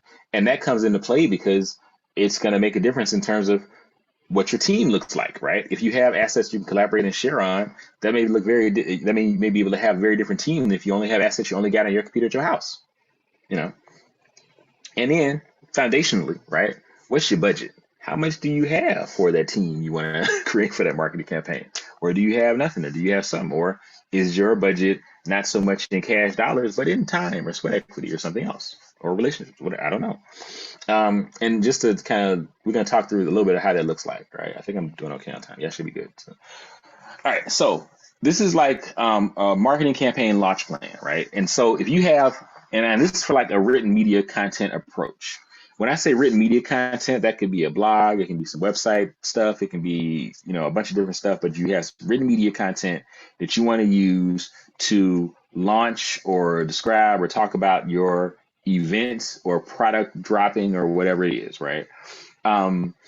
So break it down into 3 phases is what I would do, right? So the before launch stuff, the after launch day stuff, and the launch day itself, right? Before launch, there's stuff you got to do before the day that it happens. The day that it happens is stuff you want to do. And then afterwards, even though it's finally over, nope, it's not done. There's other stuff you need to do afterwards to make sure you get the most bang for your buck after that, right? I need 3 separate parallel marketing campaigns. So I have multiple customers, gardeners, people who want their produce, and possibly advertisers. Would I need 3 separate parallel marketing campaigns? Good question. I think it depends. So typically, a lot of times, especially we're talking about as we kind of move into digital marketing, I must say kind of, right? Mostly yes, but kind of. Because depending on how you're going to release your content, we'll talk about some different ways to do it in a second. It may be that you have like, there's what they call A/B testing, right? So you may have a article or something that speaks to one of those audiences and a separate article speaks to another one. And depending on how you release them, the one you thought would be really good for gardeners, they may not like it, but the other article actually does better. So you test them on a couple folks and then you go with that one. So you may have to write separate ones to see that. But then the other thing is, it may be that like there's a streamline, like getting down to your core message actually speaks to all those audiences, and you can kind of do it that way. So it just really kind of depends on what the goal is, and kind of some of the roles of those, like, I guess, people or personas that we're looking at there, right? So I think that's that would be my approach. I think I would look at, like, I guess, both things, but I can't necessarily say for sure or definitively now whether you need like one or two or all of them, because it's going to kind of depend on what you ultimately want to accomplish. All right. So short answer, there will be times you will need both. There will be times you will just need the one, right? Or I'm sorry, not both, but like all three. And there'll be some times you'll just need the one. That's better. Sorry, that was just bothering me. Anyway, so yeah, so just not for nothing. So we're talking about a written content campaign. And I think the difference is also going to be depending on the type of stuff or how you're using it, right? So I say a written content campaign, and this is what I meant before, where it's like when I did the whole sales piece in terms of like digital assets. This is one for like just a blog article. I'm going to start by just talking about this blog article, but what I can do with this blog article, if I'm savvy, is use it for a lot of other different things. About websites like Kickstarter, advertise, and get resources at the same time. Yes, I will talk about that in a second. And actually, Kickstarter is a little bit nuanced and interesting, because now what we're getting into is not only the advertising side, but it's also the fundraising / positioning yourself in the market side, right? And is Kickstarter the right place to go, or is it a WeFunder, right? Or is it a Keyword or some other one, right? And there's all kind of pros and cons of various types of crowdfunding campaigns. Maybe it's not Kickstarter, but you fundraise yourself on your own website and just your own crowdfunding. But maybe you want to use that larger platform because of some of those same considerations, right? So there's a whole, this is very nuanced, and this kind of pros and cons. Let me go through kind of this general use case. If we have some time toward the end, we may talk about like the Kickstarter or my methodology or approach or my thoughts about that part, right? Because it's a very interesting space for the whole crowdfunding space, and I think it's overutilized and underutilized at the same time, depending on who you're talking about and how people are using it. So we'll talk about it in a second. But right now, let's just talk about a blog or article. Let's say on your own website or your own forum, you want to blog. And so you're using some written content, relatively long form, to talk about your product or service and why it's great, why it's good, right? What you can do with that, right? And the reason why generating that is important is because you can not only have your basic article and collecting, like before you even start writing, you want to collect the key information about it you can use over, like what are the titles, what's the link to it going to be, the URLs, tags, the draft form, all that stuff. The reason it's important to kind of collect these types of pieces of information is because, one, it standardizes the process of how you're doing it, but also, two, you got to think about scaling, and at some point it's not just going to be you writing it by yourself. And even if you're telling somebody how to do it now, the more standardized you can get it, if you don't like them, you can get somebody else to do it, or you can scale up or get multiple people to do it. And you want to have this type of stuff in place, right? Have things set up where you can have, if the different people on your team, who are the different approvals, right? So let's say I got to have this for sometime next year for like next 4th of July. I need to have this thing approved by June 1st by me, by Joe, who may be over like the actual product, so he knows if what they're saying is actually true for how it works. Megan may be the finance person, so she knows if the price points are right and if and those kind of things. And me as the CEO, I just want to take a look at it, even if I ain't got time to read all of them. But either way, you have your approval set up of who needs to approve it, so you can kind of go on and keep moving. If you have a large organization, all these people could just be you, right? If it's just you, but it is what it is. Starting early to think about those social media considerations is important, because a lot of this stuff you can lock in or set up ahead of time, right? Your website can already have things tied in on a platform perspective, so that you can have those social media cards or the images that need to go with it. You can start making sure those are what you're thinking about now. Even like making sure your tweet or whatever is, what is the goal of it? If it's, hey, new product available, new event, you can start integrating that stuff like earlier on. And then only after all those things do we even start thinking about what we actually writing, right? And again, it seems like a lot of onerous stuff right now, but you can set all these things are already set up ahead of time, so that once you get this stuff kind of drafted out or laid out like this before, It's literally cut and paste every time. New article, new image, new this, whatever else. There's software that does a lot of that part for you. There's software that does a lot of that stuff for you, right? So it's easy to kind of streamline. And then here is where you can think about where you're actually going to write it. Are you going to use Microsoft? So we talked about them. Are you going to just have it in Google Doc, using some other software, and you got all the stuff for it in Dropbox, right? Or however you want to do it. Where does that written kind of content go? And the reason that part is important is because now, once you know all these like pieces to get started with it, now you can think about how you plan to actually write out the content and generate it and what's going to happen there, right? Um, this is where that scheduling comes into place, right? Is there a content calendar where you can start with that basic info about the a link to the calendar for you or for your collaborators, or even for people if you got it all listed in the same place on a blog or something? You have a document that just collects your ideas, things you hadn't written about or hadn't done yet but want to, right? Um, are you collecting interesting social media posts, not just yours, but other people's or other highly followed ones that you could link to or something that could be really, really fascinating to kind of help you broaden your audience or something? Do you have the stuff together to like make it right in the right style or to make sure you track it? That can be important because what if your blog may be something it's newsworthy, that can be picked up by the actual news or by a larger article or a larger blog, right? And making sure you do that. And then do you have any like creative assets you came up with yourself? Are you an amateur photographer? Maybe you got some pictures that are really dope. If you attach them to your article or put them, with your article, maybe that the picture goes viral and the article is part of it. Or maybe there's some video or some other cool linkages that go in there. Maybe you are creative and you design some cool graphic that goes with it. And now that's part of like the internet or whatever else, right? Or viral. So making a calendar of all that stuff is important. The other reason about a calendar is that you can use it not only for that, like checking approvals and stuff, but kind of to understand who's doing what and who's and where, right? So it's not just you writing articles, but like, maybe you're looking at those buyer stages. I need to write an article for awareness just so people know what I do and what I'm about. That's the first article. I know there's some other people who are like in that consideration stage, right? And so, okay, I got my girl Taitha, she's gonna write an article about that and she's drafting it now. I already published this back in the day. This is one I want to publish. It's not started yet, but it's gonna be about like it's gonna just promote like what we're doing already with like college students or something. So it's all kinds of things you can do, but having like a date, knowing the dates and kind of tracking this stuff is going to be critical to making sure you have an actual fully functioning kind of campaign and you do all that stuff. Collaboration is huge because you don't want to do it all by yourself.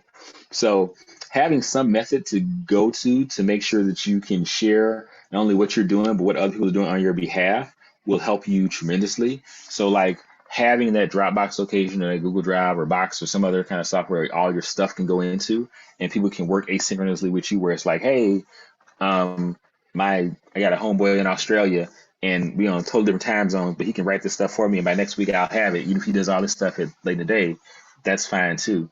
I think your post to another company is not how, but what does that do? Oh, okay. I'll talk about it in a second. Let me finish this and I'll talk about the linking post thing. But yeah, you want to have a shared folder just to kind of keep your different content, whether it's press releases, old stuff, understanding the budget if you have an accountant, somebody working with you, or even like just the plans for the project. That way, all of it doesn't fall on you, and you have all the stuff you need to get it outside of that, right? And so people can work on it with you, and you can see the drafts in real time, or you can draft it, somebody else can finish it. But having a collaborative space and having a collaboration kind of plan where we're all going to do it on Google Meet, or we're going to do it on Zoom, or we're going to not even talk to each other, but we're just going to send it back and forth, and that's going to happen. That can be important to making sure that it saves you some time and energy, kind of thing. I'm going to answer a question right quick. I'm gonna go to the next slide too, but like, how do you link your post to another companies, right? It depends. So a lot of times if you're writing a post, as long as you give, don't like copy and paste because it's like plagiarism, but you can reference, like I can always say like, hey, similar to this tweet from this user, and you can hyperlink to their tweet so people can click on it and go to Twitter and see their tweet, or they can click on it and go to their website and see the other article. If that's something you want to, post to, then that's a great way to kind of show that like, hey, you know what else happened in the industry? There's also ways where and this is a whole other kind of strategy, and we can talk about that like probably offline or separately. If you know somebody, say an influencer really popular in the area, you can potentially like link up with them, like not online, right? But like say call them up, it's like, hey, I really like your stuff. Would it be cool if I kind of link and get some of my followers to kind of look at what you're doing? I'm really cool with that. there may be ways to kind of link up both things, right? So, it's one of those things where there's always a benefit to how you can go about that part. I have one more question. Can I just create, collaborate, and post months in advance? Yeah. Yeah, I think Canva is like a great widely used one, right? And so you can I would definitely leverage those type of things, right? So moving on, I did want to because I really want to make sure I wrap up and leave time for questions. Building your team, I think, is incredibly important. The main purpose of this slide is kind of understand the budgeting and level setting of what you got to do, right? So this one let's say I have a designer, like I can't draw, but I know somebody who can. I know somebody named Jackie, they can do the graphic design.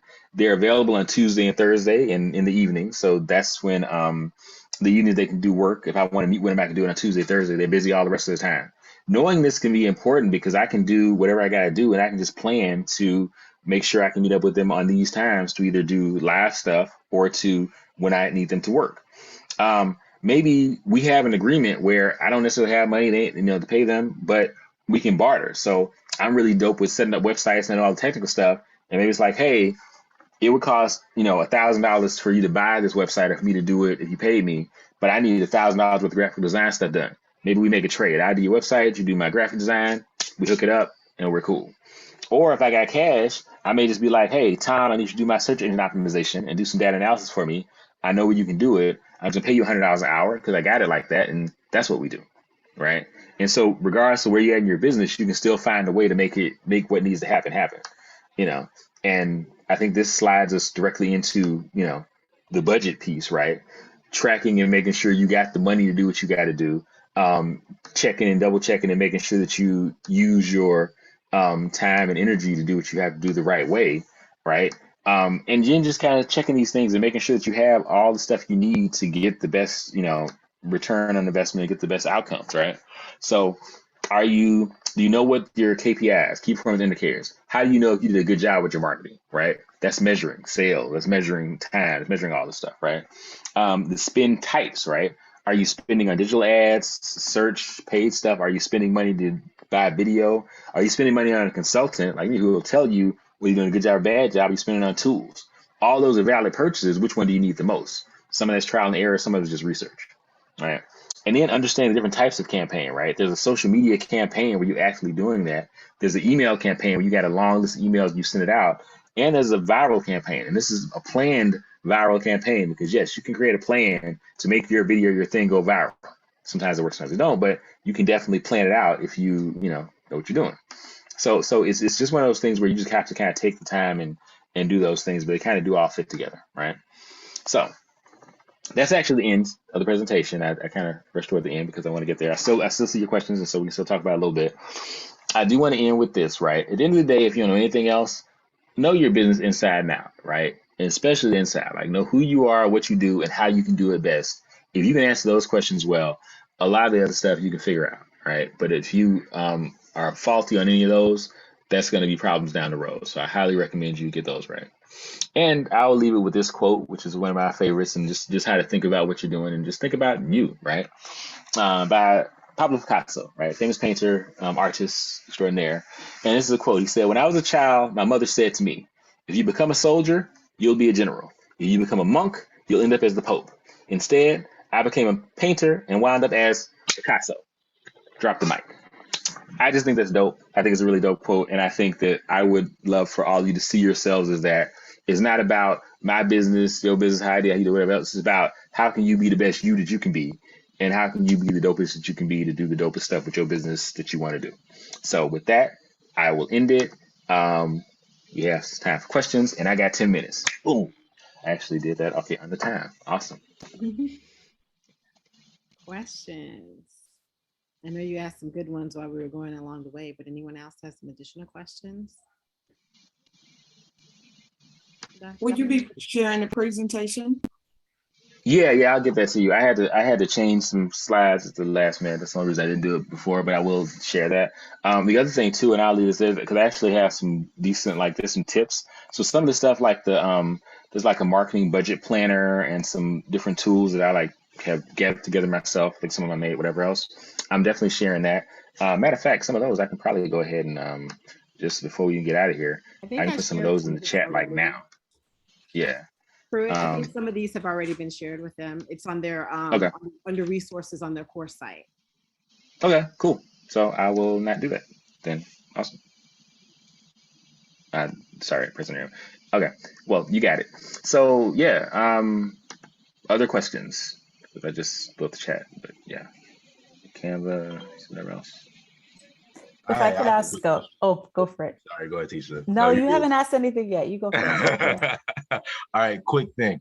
When you're trying to do a marketing in terms for digital, what I'm trying to do is leverage my own social media platform in order to bring in more clientele.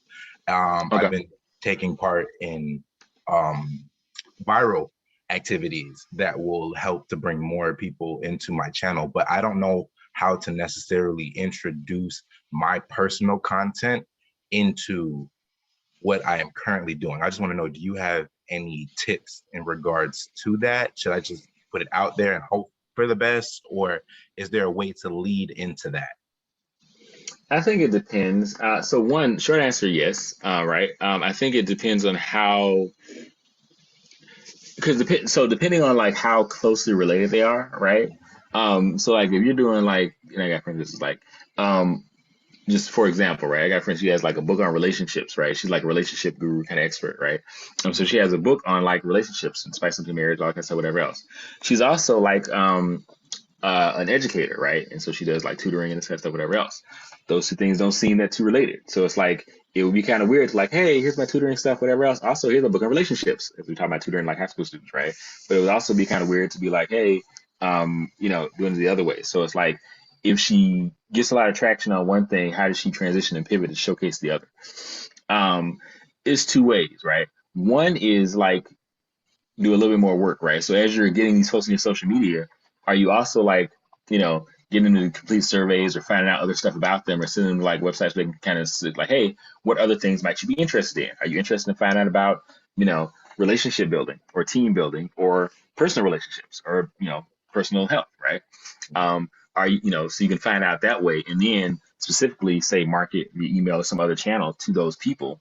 Or if you can figure out a way that kind of merges those two kind of disparate things, that may work too. So with her, my friend, whatever, in addition, she's like, okay, I'm doing the education stuff over here and that's doing pretty well. I'm doing like this relationships coaching.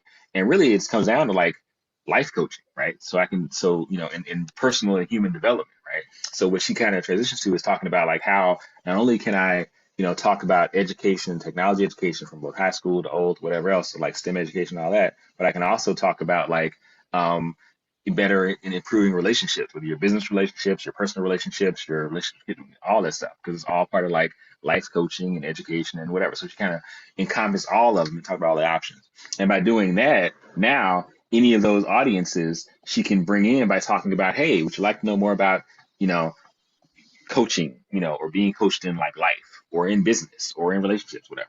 And by kind of being able to kind of broaden but kind of consolidate all the different things she's interested in around that, then adding a tweet or a media or whatever else about that overarching concept doesn't distract from what you're already bringing in. It's just like, hey, if you like this, think about this, right? So does that make sense? Yeah, absolutely. No, it did. It did. Perfect. You answered my question. I appreciate that. Thank you. Awesome. So any other questions in this next 6 minutes? I'll ask. My question is kind of like a follow-up to the question I asked about which groups to start with, because in this program, I've been focusing a lot on the producers. So think of maybe like a Facebook marketplace where everyone has a profile, but some people are buyers and some people are posting what they have. And part of the challenge is figuring out where to start. I'm thinking you start with the producers, because if no one's posting what they have, then you don't really have a platform. But then at the same time, how do you keep them there if no one's interacting with them and saying that they want what they have? And so just trying to figure out kind of where to start, if that makes sense. Yeah, it's an interesting problem. I don't think there's necessarily a wrong place as long as you can incentivize both sides, right? So to your point, right, if you start with producers, if you have solely producers and nobody's in there trying to buy what they have, that could be a challenge, right? So is it that starting with producers is the most profitable, but you need to get an audience first. And maybe you need to be doing something else to get the audience. So an example I got is I knew a guy who got a whole marketing channel started. I think it was called I Love Bacon. This is back in the early 2000s. He basically started a site on Facebook and just had a user group like, hey, everybody who likes bacon, let's come talk about this. And so he basically got everybody like, I like bacon. I love bacon. I'm from Mississippi. You know I love bacon, right? So there's a whole bunch of folks just talking about I love bacon. And so he basically curated a huge audience around people who were like sharing bacon recipes and doing this and doing that, whatever else. Eventually, once he got a certain critical mass, he was like, hey, well, if you like bacon, you should try this restaurant. They serve a lot of bacon stuff. Oh, if you like bacon, you should try this thing. They actually have a bacon mayonnaise or whatever, you know, see what I'm saying? So he got that audience first and then took that into after hitting that, whatever his key performance indicator was for once I get this level, I'm gonna start selling bacon stuff, right? But he got the audience first.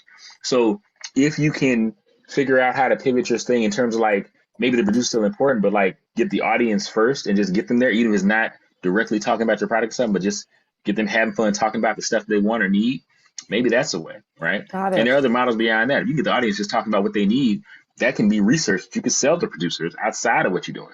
You see what I'm saying? Like they might like that market research, that insight. They'll buy that report from you. So, you know, stuff like that. Got it. No, that's helpful. Thank you. No problem. I did, I think somebody brought up the Kickstarter and I was in the middle of another thing. I'll just say this about like the Kickstarters and stuff. I think they gave me an excellent way to kind of do both things, to kind of market and to raise capital. The trick with those is you got to be successful, right? So you can do there and think you're just going to market, but if you go in there to raise $1 million and you raise 20, regardless of how dope your product is, what we're gonna remember is you know raise 20 on Kickstarter. I don't know about you, right? You know what I'm saying? Plus, a lot of those, it's like they spend so much time being fly, they don't necessarily, there's on some of those sites like bad representations or bad, you know, stuff like what they do. I know plenty of folks who got burned where it's like, I get money to Kickstarter. Dude, my wife I was giving my wife a gift like last year off Kickstarter. It was like this really dope, for all the ladies out there, really dope like bag that had like, you could have a yoga mat and it was a custom or whatever else. I was like, oh, baby, I got you, you know, a little gift for you because I was trying to really be fly with it. Yeah, she ain't got that thing yet.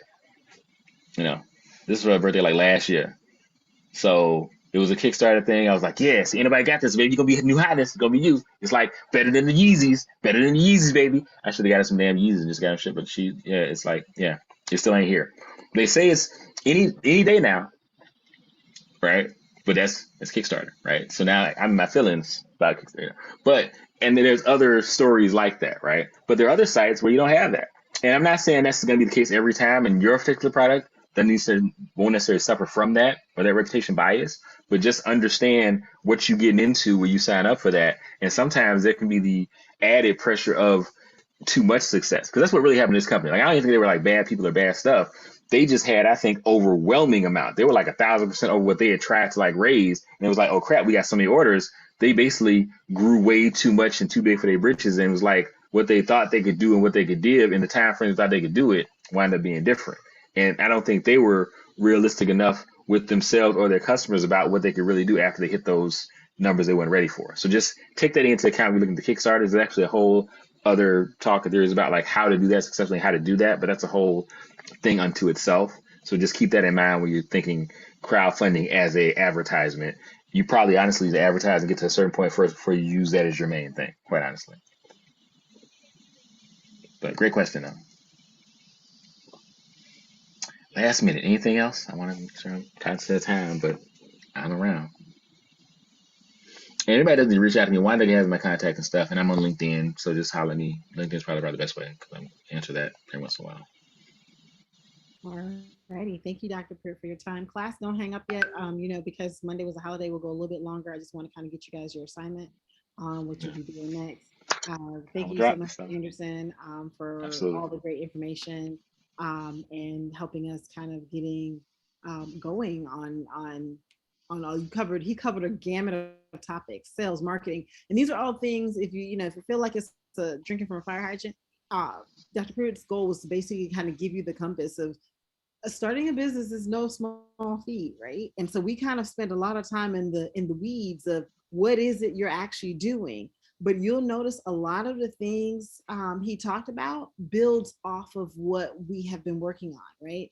So your personas, your customers, all of the things that we've been doing, this is a buildup effect. And so if you did those things well, a lot of the things that you will have to move into that he covered, you're just abstracting from that and expanding. And that's why we spent so much time just kind of harping in on that, because it's really the fundamentals.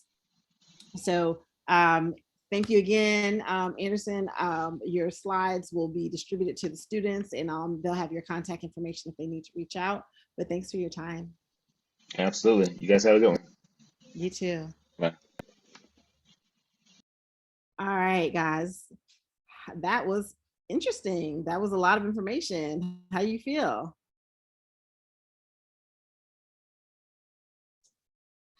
That was good. I agree. Like you said, I could see where it's all like, oh yeah, oh yeah, oh yeah. We know that. And then just kind of figuring out how they all go together is Good. happening. Let's say it's next, but it's happening right now. Yeah, it shouldn't be too overwhelming. Oh, go ahead. You said? Oh, no, sorry. I was just saying it was awesome. Yeah. Okay. And I know he talks fast and he has a lot of stuff that he's throwing out at you one time.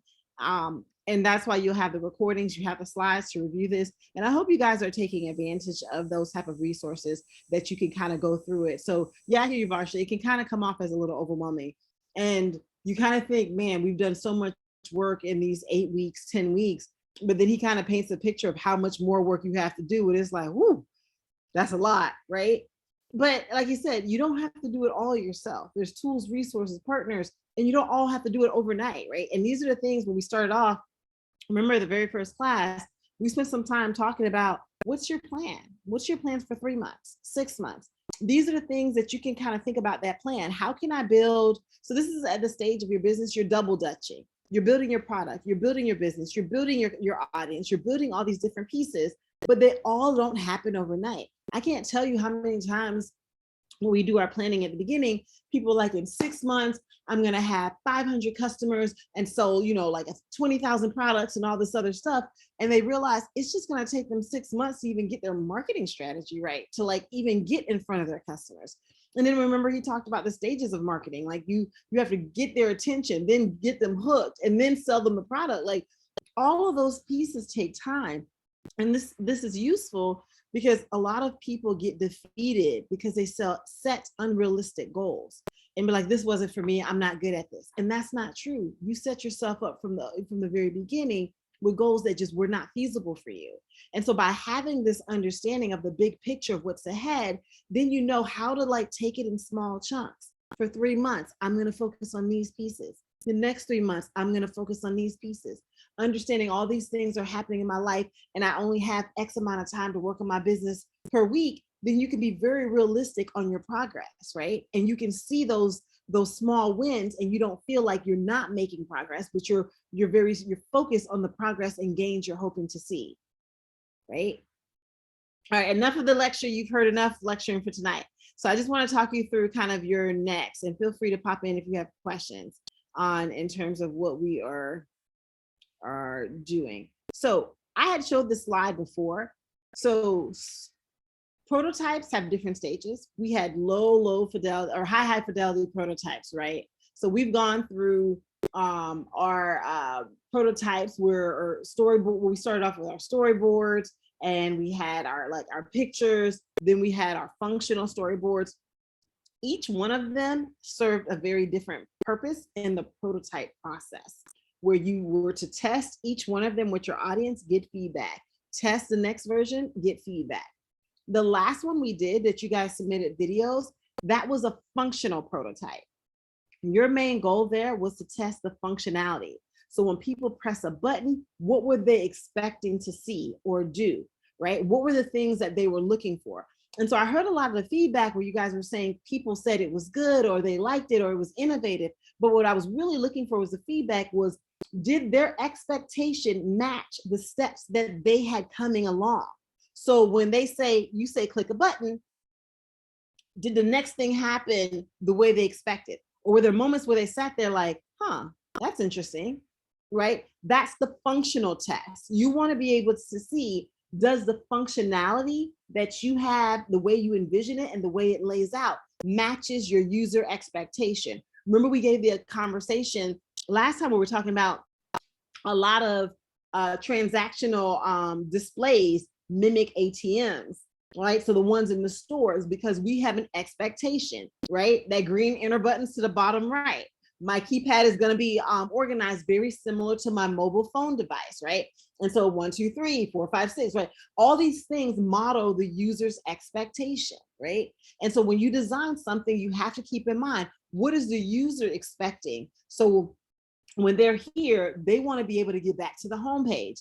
Do I give them a direct route of doing that, of navigating through the different functionalities of my platform? And is that seamless? If not, then you know how to modify, right? So those are the things that we tested before. So with these wireframes, this is another version of a prototype, so to speak, but this is a wireframe, and this goes beyond functionality. This takes the functionality and now layers it with look and feel. Does the look and feel meet the expectations of your user? So if I'm designing a site where I'm like, you know, this is happy people, happy places, but all my colors are muted and dark and sad, does that convey the same message to my users, right? If my images, right, the placement of things, what are the type of things my user is trying to see? What is the content, right, that I'm going to put to help them navigate? How much content? If my platform is targeting busy moms, I can't have pages of text and instructions, right? It has to be quick bullets here, right? Quick bullets there, point easy navigation, things they can do with one finger and while distracted. All of that has to be within your wireframe. You want it to make sure it's conveying the messages that you're hoping your audience walks away with, but also meeting them where they are in life at that moment. And so you have to think about all the context of when and where they are when they're using your platform. And so these are some tools that people have used in the past. I do not have a one size fit all because you all are doing very different things. And so I list these tools so you can kind of have an idea. And I know some of you have used some of these tools before, and these just help you create wireframe mockups. And the wireframe markups are interactive, very much how the video, the ones you created in your videos, these now add the colors, the splash, all the other bells and whistles that, and they're not going to be exact because the wireframe mockups, they have templates that you can pull from. Sometimes they're limited, but they give you enough to work with that you can start testing these pieces with your audiences. You had a question, Lisa? That was one thing that when someone looked through my thing over the weekend, and it was like, and I redid it because my other one was so basic, right? So I added the detail, I made it what I wanted it to be. And she's like, it's just like black and white. I said, well, this is so, you know, she said the underlying things are links. I'm like, yeah, the underlying things are links, right? Like, so it wasn't highlighted and colored. So this will, some of Yeah, these will and do that was, that. yeah. So Okay. and that was something that, you know, sometimes you have to explain. This was testing functionality. Right. Because if people tell you, like, they're giving you, they get caught up on giving you feedback on if you had like colors here, this color there, these type of images there, and you have, and we've all been to the sites where they look good, but you can't navigate them to save your life, right? And so that's why you do the plain black and white. So they're not focused on the wrong things. I want you to focus on, yes, this is a link, right? Click on it. Yes, this is the menu. Find it. Can you navigate to the pieces? Is there cookies? Is there a trail? Is there the right things that you need to be able to complete the job? Because this is what they're doing. When they're coming to your platform, there's a job they're trying to complete. They're either trying to make a purchase, use a service, they're trying to complete a job. Can they do that with the current design that you're putting in front of them? Right. And so that was the first test. And now we're testing, now that we know that they can and gotten that feedback and incorporated into it. Now, what does this really need to look like to capture the user, the audience that you are specifically targeting, right?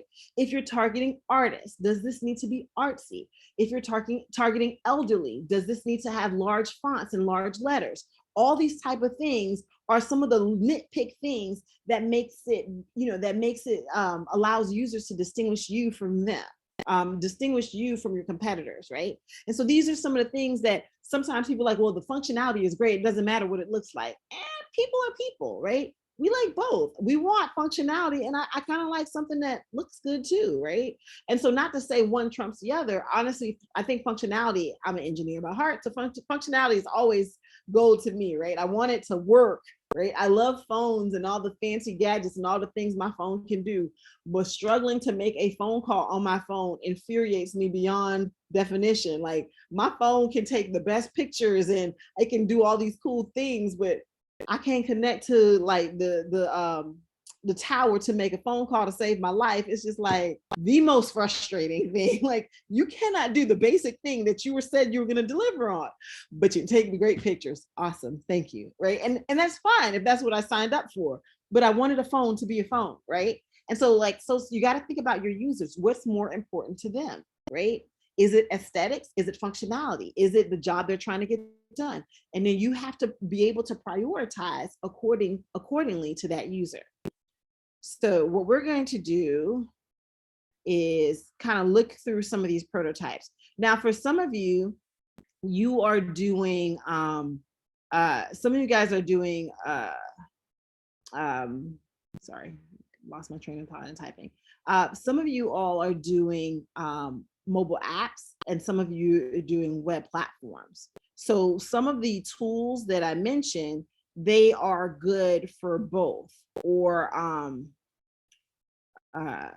they're good for both mobile apps and platforms. Some of them have kind of funky nuances, right? And so so this is prototyping.io. Oh, sorry, yeah, prototype.io. And we've used this extensively. Some of my entrepreneurs use this extensively in the past, and it's good for what it does. And this is a lot of them use this for mobile apps, and I'll kind of step through one in the past. This is just in mind some of the cooler, newer ones I found. And again, some of them have different features and functionality, so you can kind of play around. Mock Plus and Pencil Project is one that you would actually have to download. The rest of them you can build on their online platform. So again, you can play with them. They have different stipulations. So I think Prototype.io gives you like a 15-day free trial or a 30-day free trial. I can't recall. Mock Plus, I think, is they have a basic free trial version that you can do certain things. I think Pencil is completely free. And again, some of them are more basic and practical than the others. So one of the ones I was playing around with, just to kind of show it to you guys, is Mock Plus. And so you go in and you create a login for this. I won't walk you through that. That's pretty basic. But then once you create a login, you click on new, right? And some of you might not be sure, and you might have to test with your audience, right? And you really just got to think about how your audience finds information. For the type of services you provide, are they downloading a platform for this? Are they doing a quick web search and completing this, transaction? Think about what works best for that audience. And so then you build accordingly. And if you're not sure, like some of the things I always tell people, when you're not sure, a dynamic web platform can be good because it can operate on their phone and it's responsive like a mobile app, but it's also functional on the website. And that's kind of one way to test both features to see what your user prefers with your initial prototype. So with this one, once you click on new, you can go to free templates. And when you go to free templates, I clicked on e-commerce because a couple of you guys are doing e-commerce. And this is just for kicks and giggles. The first one that comes up is this one. And you can quickly see the template. They have a template for the homepage. So, some images to sell products or whatever. And you can go in here and start to edit them accordingly. It's plus and minus to using the templates. It gives you an easy way to navigate so you know where to start, but you got to go through and delete all the extra junk that you don't need. So you kind of take that for what it is. But you can navigate through each page. And again, you got to think about what are the things that my user needs to see and be able to do to navigate and complete the task, right? So I want them to come, if I had an e-commerce site, I want them to come, sign in, create a user profile, search my inventory, select from my inventory, add it to my cart, and make a purchase, right? All of that should be things that you should be able to create on your mock-up, right? Your wireframe, all those steps. And so this is kind of where you would think about, okay, what are all the things that I need to see here? If you want a discussion forum, right? You want them to be able to discuss that with each other, then you would add that as an additional page onto your mock-up if it's not in the template or whatever you're creating. And then there's layers, and so this is kind of one of those things you can completely geek out and create, like, you know, layers, and you can add all your bells and whistles to it. Not to say that they're going into your initial prototype. So I say this is kind of a good way to kind of throw everything in there. And then when you get with Nell, we can dial it down to what is the must-be's, right? What are the things that you need to launch with, to test, and the things that you can add on in the future. And so even when you're not working with Nell, whoever else, you could be like, okay, here's how I want you to now iterate on what I have. Proto IO was the one I mentioned. They have an iPhone template, and they have a Android template that you are framework you can build on. And so you can step through these, and these are just the mobile app ones I mentioned, but you can, as in both of them, I think you saw that you could just do a regular web app. And I say regular in terms of it doesn't have to be, you know, the things that we saw. So we can also click on web, click on free templates, and then we can see some of the web templates that's there. Yes, Del, these will all be added to your resource page for today. So you can kind of see all of these and kind of pick your own. So it really just depends on your level of creativity and engagement that you want. You can kind of see, like, you know, if you want, how much of these you want to go deep in. It's like, no, I want something more basic, and you can kind of gauge it accordingly. Any questions on this so far? I have a question. Yeah. So if as I set up, you know, my, what you call it, wireframe, one thing that I had before was the way my website worked. I had to have a product page, and then that had to go to a shopping cart, and then that had to go to a checkout. And the few times that I was using that, people are like, that's too many places. Is that normal nowadays, like tech wise, or is there a way it can be like, click on it and pay? Like, do I make my website, the prototype, how I want it to be? Yeah, make it how you want, and we You can know? kind of see, make it how you want, and we can see what, you know, in terms of limitations, what, Yeah. you know, what you're like. But you said it had to go to a product page and then do what else? A shopping cart and a checkout page. Mm. And so again, I wasn't too into it now, but as I rethink it, it's like, no, I don't want it like that again. Then I was selling t-shirts. Right now it's a service, but I want them to be able to click on the service and get to a payment. You know, So- Amazon has that slide if you want to buy now. That can be an option. So, know so that- make it how I want it to look. That's, I guess, my question, and let Nell figure out the technology. Yeah, and you got to understand what you're designing with Nell is not a finished product, right? This Right. is kind of that MVP, and so it won't have the bells and whistles. So she will do her best to kind of help navigate you to kind of the things that, you know, really allowing you to test out the key features of your platform with your users. But we might not necessarily get to all the bells and whistles, because some of those because like customizing a shopping cart really depends upon what vendor service you're using and how they are requiring things, because we're not necessarily building you a customized shopping cart, right? We're building in an existing one into your platform. And so unfortunately, we might be limited based upon how they allow it, but that is something Nell can definitely explore with you. Any other questions on this? Yeah, I have one. Mm-hmm. Okay, so my platform is like about like a world map. So do any of these? Okay, never mind. I see one, global fashion. Oh, never mind. So I was thinking, like, so mine's a globe, and then you click on stuff, and then that's when pages pop up. So do you think that these websites have something similar Yeah, so these are not going to be exactly what you need. What they're giving you is the shell, right? And so you should be able to find enough pieces here that you can build on that shell.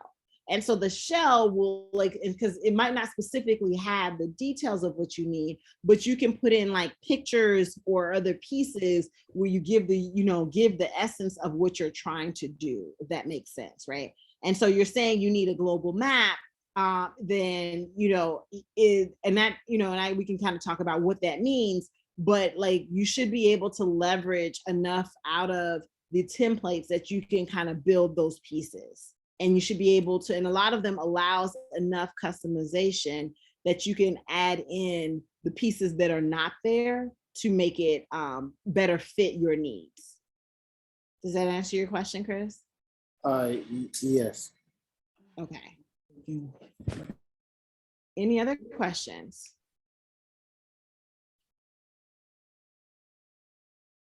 Okay. So I know this is going to take you guys some time, but I want to at least see some traction. And so Katie will post in terms of like, what we need to see for that traction by tomorrow. So you can kind of see those, because I didn't get it to her in time. So it's not there now. But we want to at least know that you've picked your platform, that you started doing a design. So start like maybe share a screenshot with us where you are so far. And then by like Wednesday's class. So the way this will work, based upon how you guys are with your wireframes, Nell will work with you in the order that you progress. And so once your wireframes are complete, Katie and I have reviewed it. I recommend you do some user testing, but once we see that you're good on it, then they'll go to Nell, and then you'll book a session with her where she'll talk you through, okay, starting to build your platforms. The longer it takes you to work through those wireframes, the later you get in her queue, right? And so if 6 people submit before you, it might be 6 people before she gets to you. And so if we're 3-4 weeks, it's coming to pitch night and you don't have a wireframe completed yet, that is on you, right? And so this is, and she's going to continue to work with you until she gets them done, but she's going to require content from you. She's going to require images from you. And so once you get that wireframe and you have those conversations, she's going to, she's going to start to stand up the page and then let you know, like, hey, I need your content. Hey, I need your stuff. The longer it takes you to get those things, especially that initial wireframe, the later in her queue you get. And so that's just kind of I don't have a hard set deadline, but she's not permitted to start working with you until we know that this piece is done. And this is just from prior experience that we've learned that this activity forces you to think about the different pieces that makes it easier for her to navigate actually your actual build. Does that make sense? So any questions on where we are, what we are, what's happening?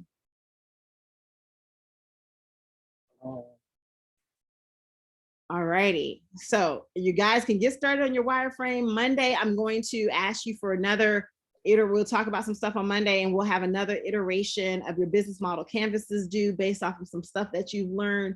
And I'm hoping the stuff from Dr.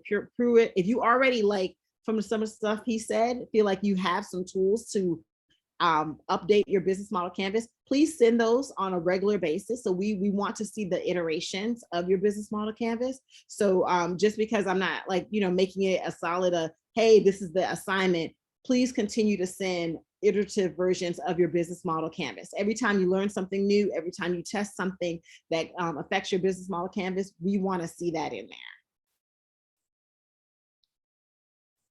Questions? Y'all good? I have a question. Okay. Am I able to send you like a couple mock-ups that I made from in the past, just for examples of what I might be trying to do, I guess, for the new mock-up? Yes, but we might have to have a conversation, because those mock-ups were before we've gone through all the iterations in this course, which means there might be a lot of stuff that are not relevant anymore. If you're just showing me the look and feel that you want, that's fine. But in terms of the material, that material should be different based upon what we've talked about from when you started to where you are now. Right. Yeah, it was just to show you, really. Yeah, that's fine. But I think I've seen those before, but yeah, you can show those to me. Okay. Never mind. All right. Y'all good? All right. I know a lot of information, but you sit back, you process, and in small chunks. We're going to work through it one step at a time.